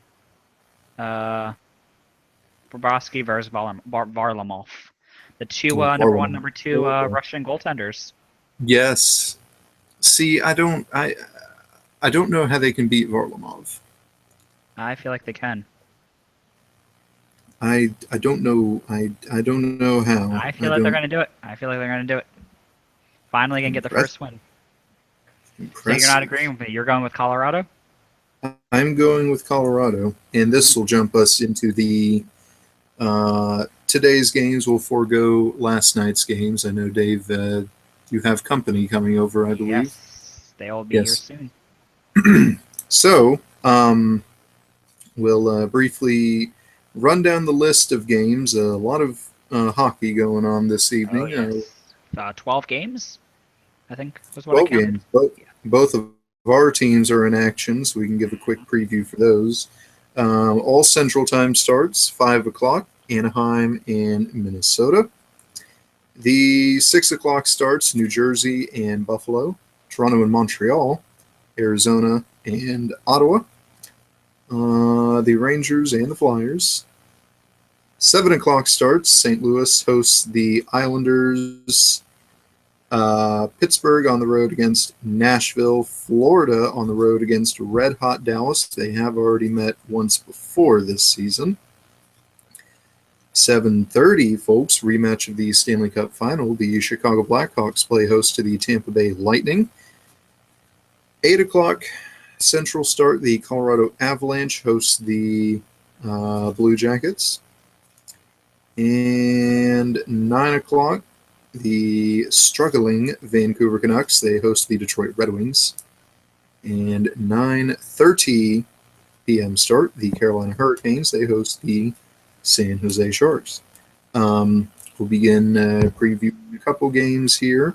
The Philadelphia Flyers from the Wells Fargo Center in Philadelphia, PA.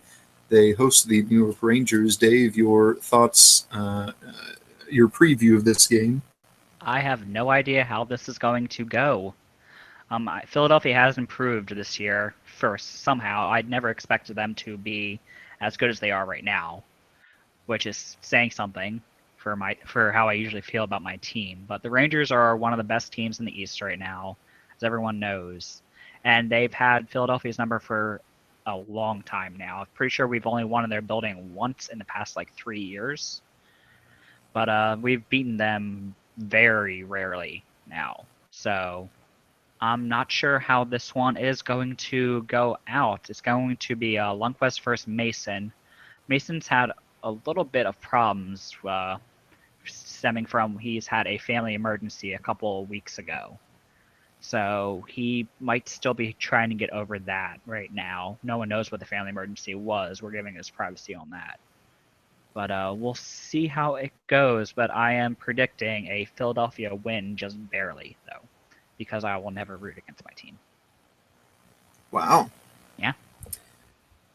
All right, and now my turn. The St. Louis Blues from the Scott Trade Center in St. Louis, Missouri. They host the New York Islanders. And Dave, I'm also not quite too sure. This one could go either way. I'd like to assume the goalie matchup is Elliott and Halak. If you could look that up. I continue here. Halak's not confirmed yet, but Elliott is in. Okay. Who would be the Islanders' backup choice then? Who is their backup?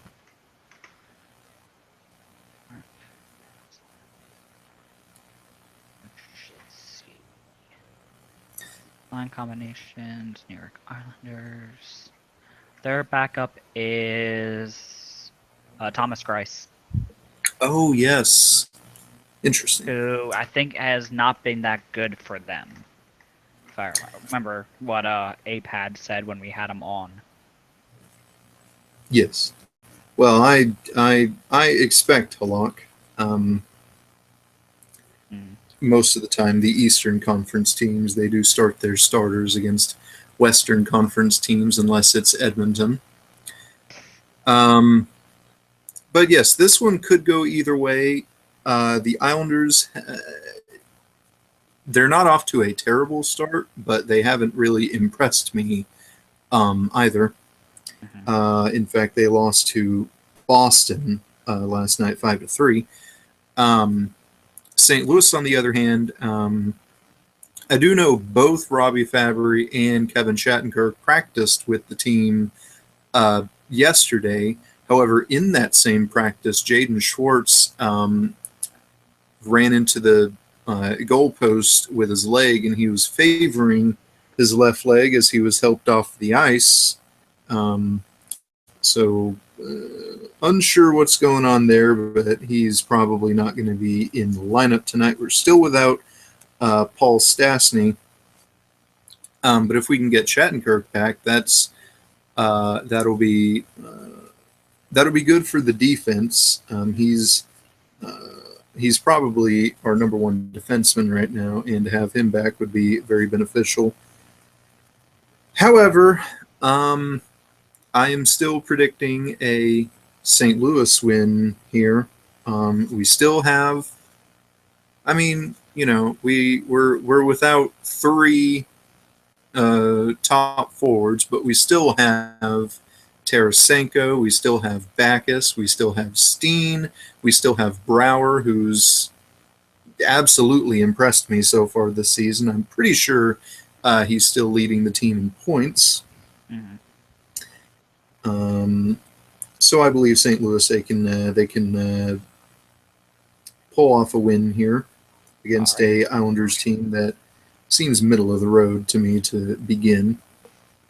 All right. So starting from the beginning of the list, Anaheim and Minnesota.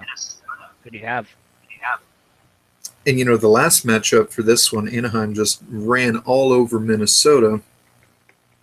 However, in fairness, I'm pretty sure Darcy Kemper was starting for Minnesota. I don't believe Minnesota played last night. They did not, so I assume Dubnyk will get the start. So, yes, he's confirmed starting. Yes. And with Anaheim not impressing, really, at the beginning of this season, I predict a Minnesota win here.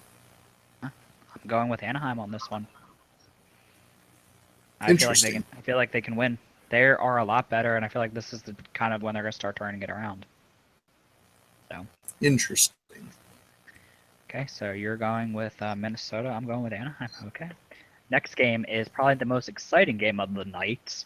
New Jersey Devils against Buffalo. That actually could be an exciting game. I don't think it will be. They're both bad teams.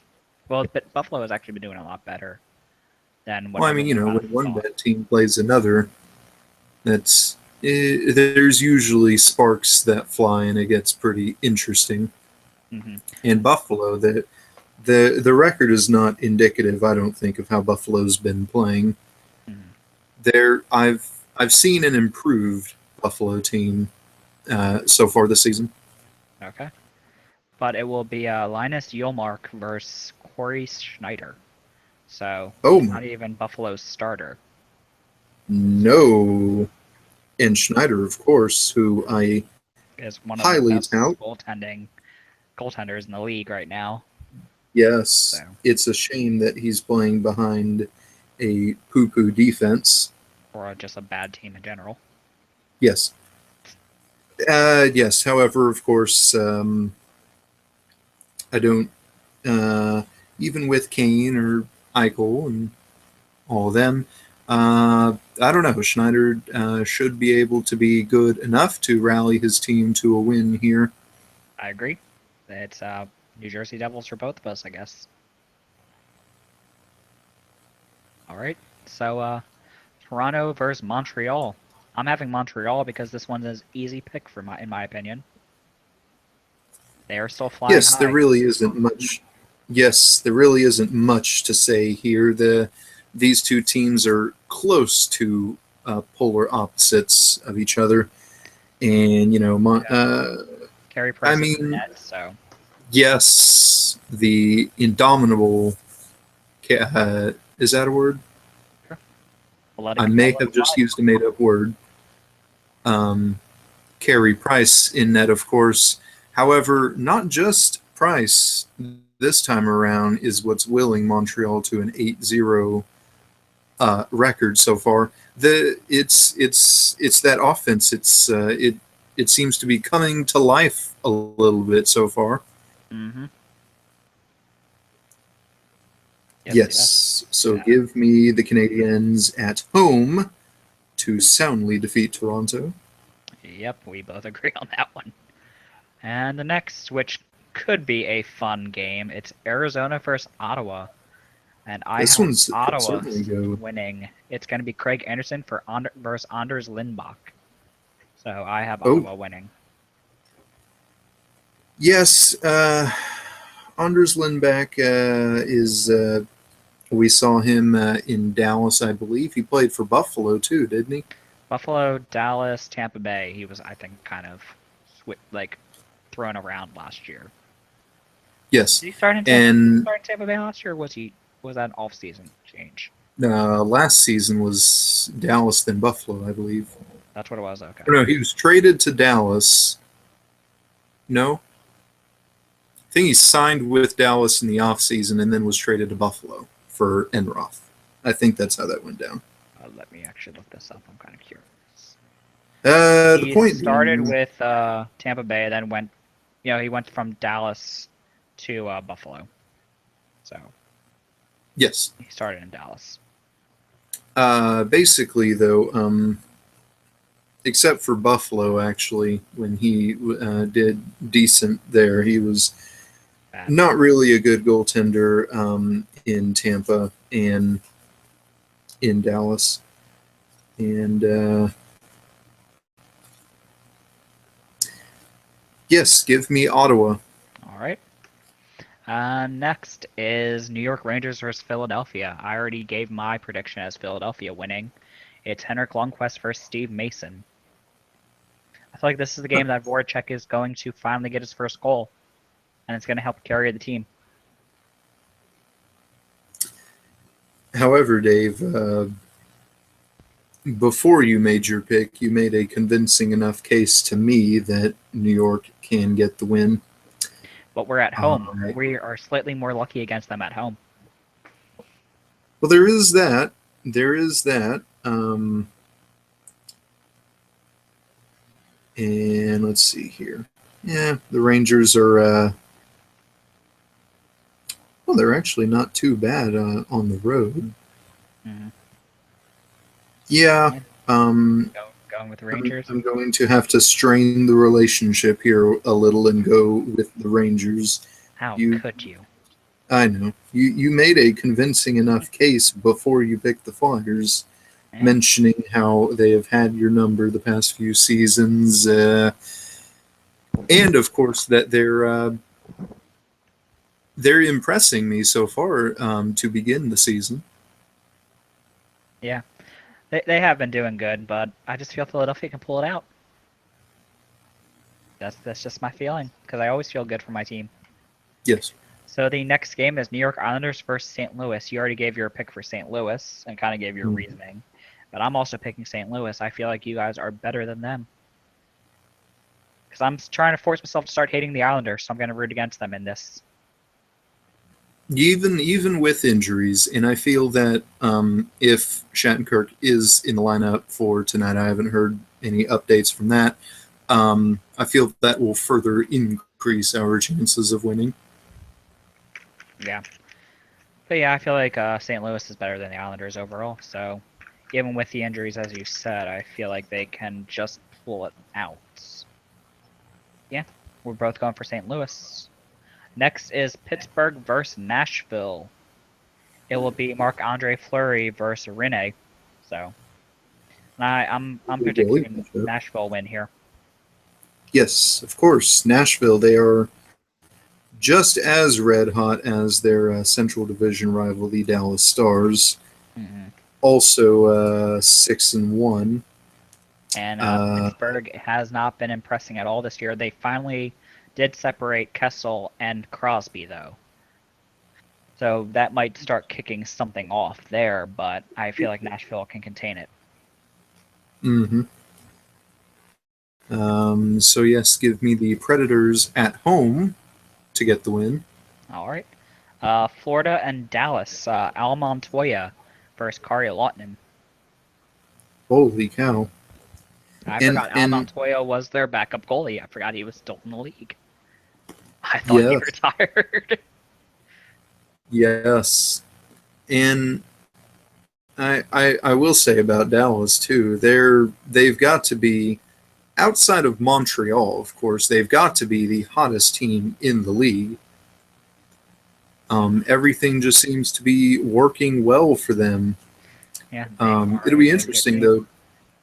Yeah, I'm going with Dallas And on this and one. and in Dallas, I think they can make a good case for showing that they're building defensive depth in this game right here because Jason Demers, he's suspended for this game and the next one for that elbowing on Nick Bonino of Pittsburgh in their last game.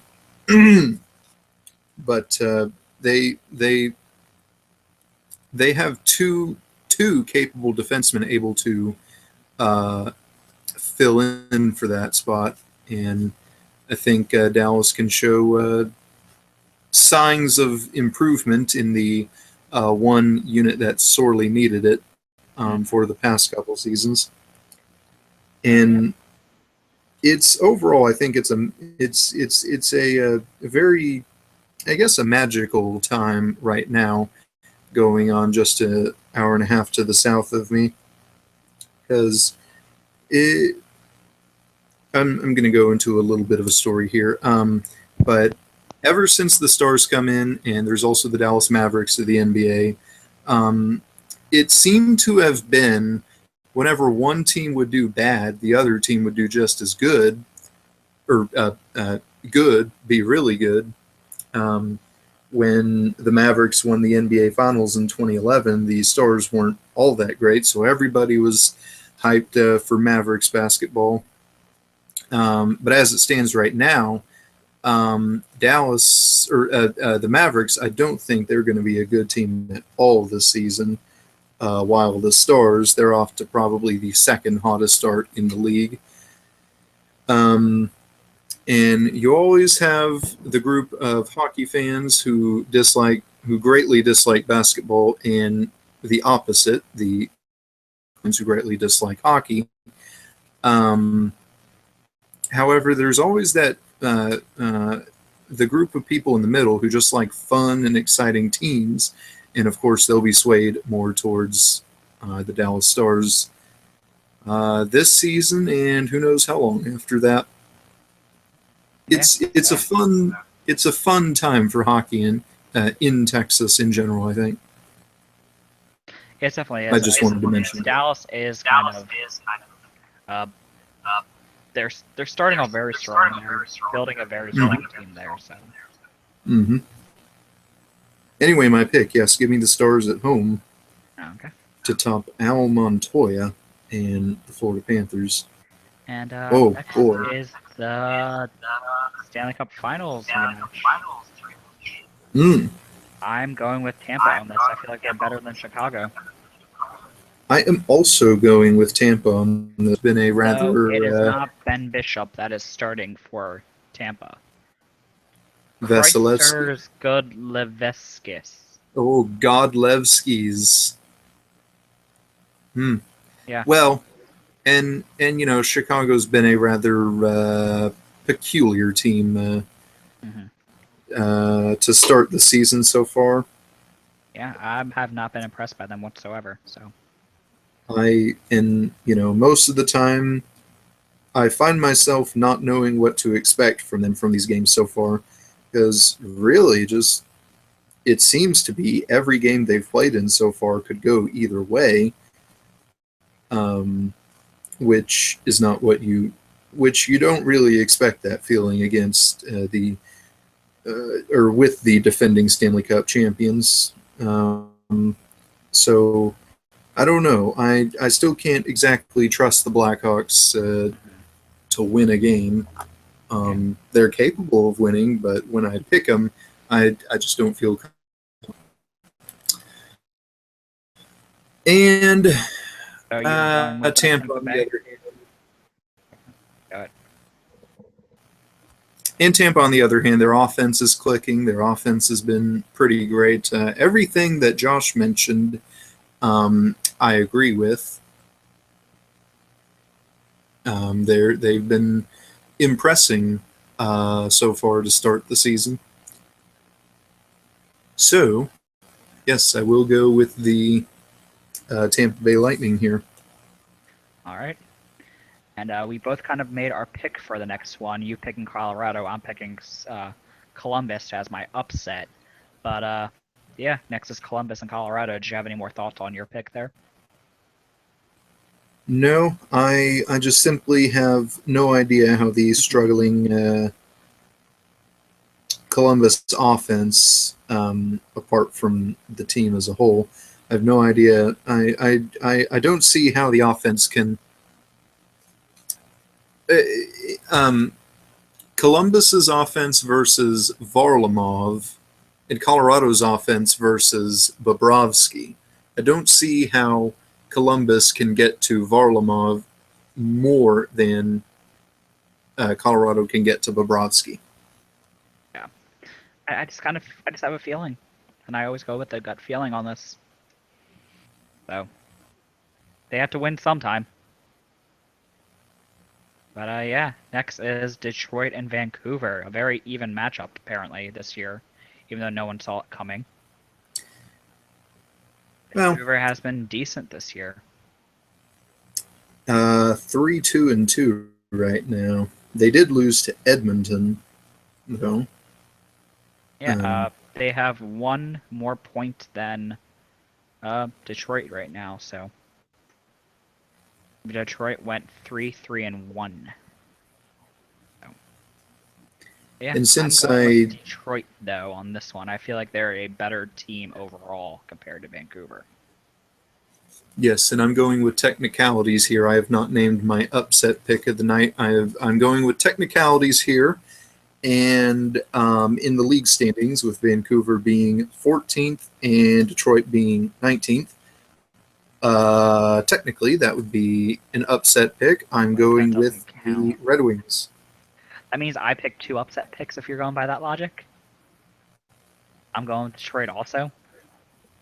Yes, but it's all about your branding. Which one you brand as your, yeah. All right, fine. I'll let you have it, I guess. I was honestly thought you were going to go with Carolina as your upset pick. Oh, actually, okay, yeah, let's do that. I'm still picking Detroit. I actually forgot about that game. I forgot that was the last They are, game. slightly worse than San Jose, and it's not that, hard to agree with that. Yes, I actually forgot about that game too, and this was my feelings before we started picking. I was going to bill Carolina topping San Jose as my upset pick of the night. It is a road back-to-back for Carolina. Starting goalies? The starting goalies for them, too, is Eddie Lack versus Martin Jones. Boom! Right there. Full goaltenders. Boom. I'm going with San Jose. Martin Jones has been great this year. Minus the past game to the Kings, he has been very good, so I'm going with him. Yes, in that game, San Jose is hitting a little bit of a rough patch right now. They got blanked by the Rangers 4-0. It started with a 6-3 loss. They're on a 3-game losing streak right now. A 6-3 loss to the Islanders on the 17th, followed up by a 4-0 loss to the Rangers on the 19th. And then the night before last, a 4-1 defeat at home to the Los Angeles Kings. So they're hitting a bit of a rough patch.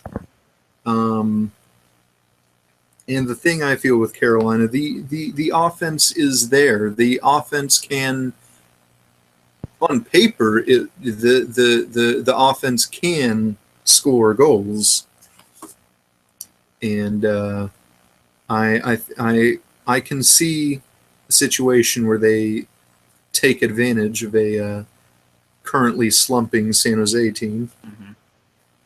All right, so you're going with Carolina as your upset. I'm going with San Jose. Yes. All right. That closes out the games for the night. Right. So right now we have 4 teams left, and it's been difficult trying to get them. We're going to keep trying for it, but it might be ending this week for our weekly overviews.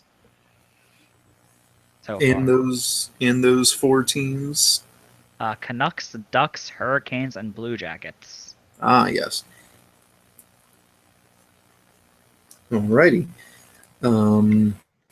So there's a teaser at what may be coming. No guarantees, of course. And we will now head into the closing segment. Once again, we'd like to thank Aaron for joining us this afternoon discussing the New York Rangers. You can find him on, I believe, Reddit and Twitter. He uses both. Same name. Yes, the same name. That is Calamore Mime. Calamormine. I butchered that in the opening, so don't worry. I don't know how. I'll do the spelling. I'll spell it for everyone so they know what's going on there. Okay, you know what? Never mind. All right, and then we have Josh. Josh is at... Yes, we Go ahead. Josh for joining us this afternoon. CalamorMine. That's where you can look up Aaron there. And we'd like to thank Josh for joining us this afternoon discussing the Tampa Bay Lightning. You can find him on Twitter. His handle there is I'm Not Joshin' Ya. And you can find him on Reddit. His username there is Bolts by the Bay. And for the Wooden Ball Show, you can find Dave on Twitter. His handle there is @Blinson1. And you can find him on Reddit. His username there is Blinson. And myself, you can find me on Twitter. My handle there is @ChatandMyKirk. And you can find me on Reddit. My username there is BTownBomb. For our hockey cast, Dave, what's the status on the Mighty Days and Ari show? Still have no idea what's going on with it. So Okay. So I believe it's still slated Thursdays at yes. whenever time? 8. 8 Eastern. Yes. Okay. Thursdays at 8 Eastern, perhaps the Mighty Dave and Ari show. And you can find that on our HockeyCast, who you can find on Twitter. Handle there is @OurHockeyCast. You can find us on Reddit. Our page address, our sub address there is Our HockeyCast. You can log on to OurHockeyCast.com for previous episodes and archives of previous shows and episodes. And you can do that same thing on our YouTube page. Our name there is Our HockeyCast. For Dave Ball, I am Blake Wood. This has been the Wooden Ball Show, and we are signing off. Have a good night, everybody.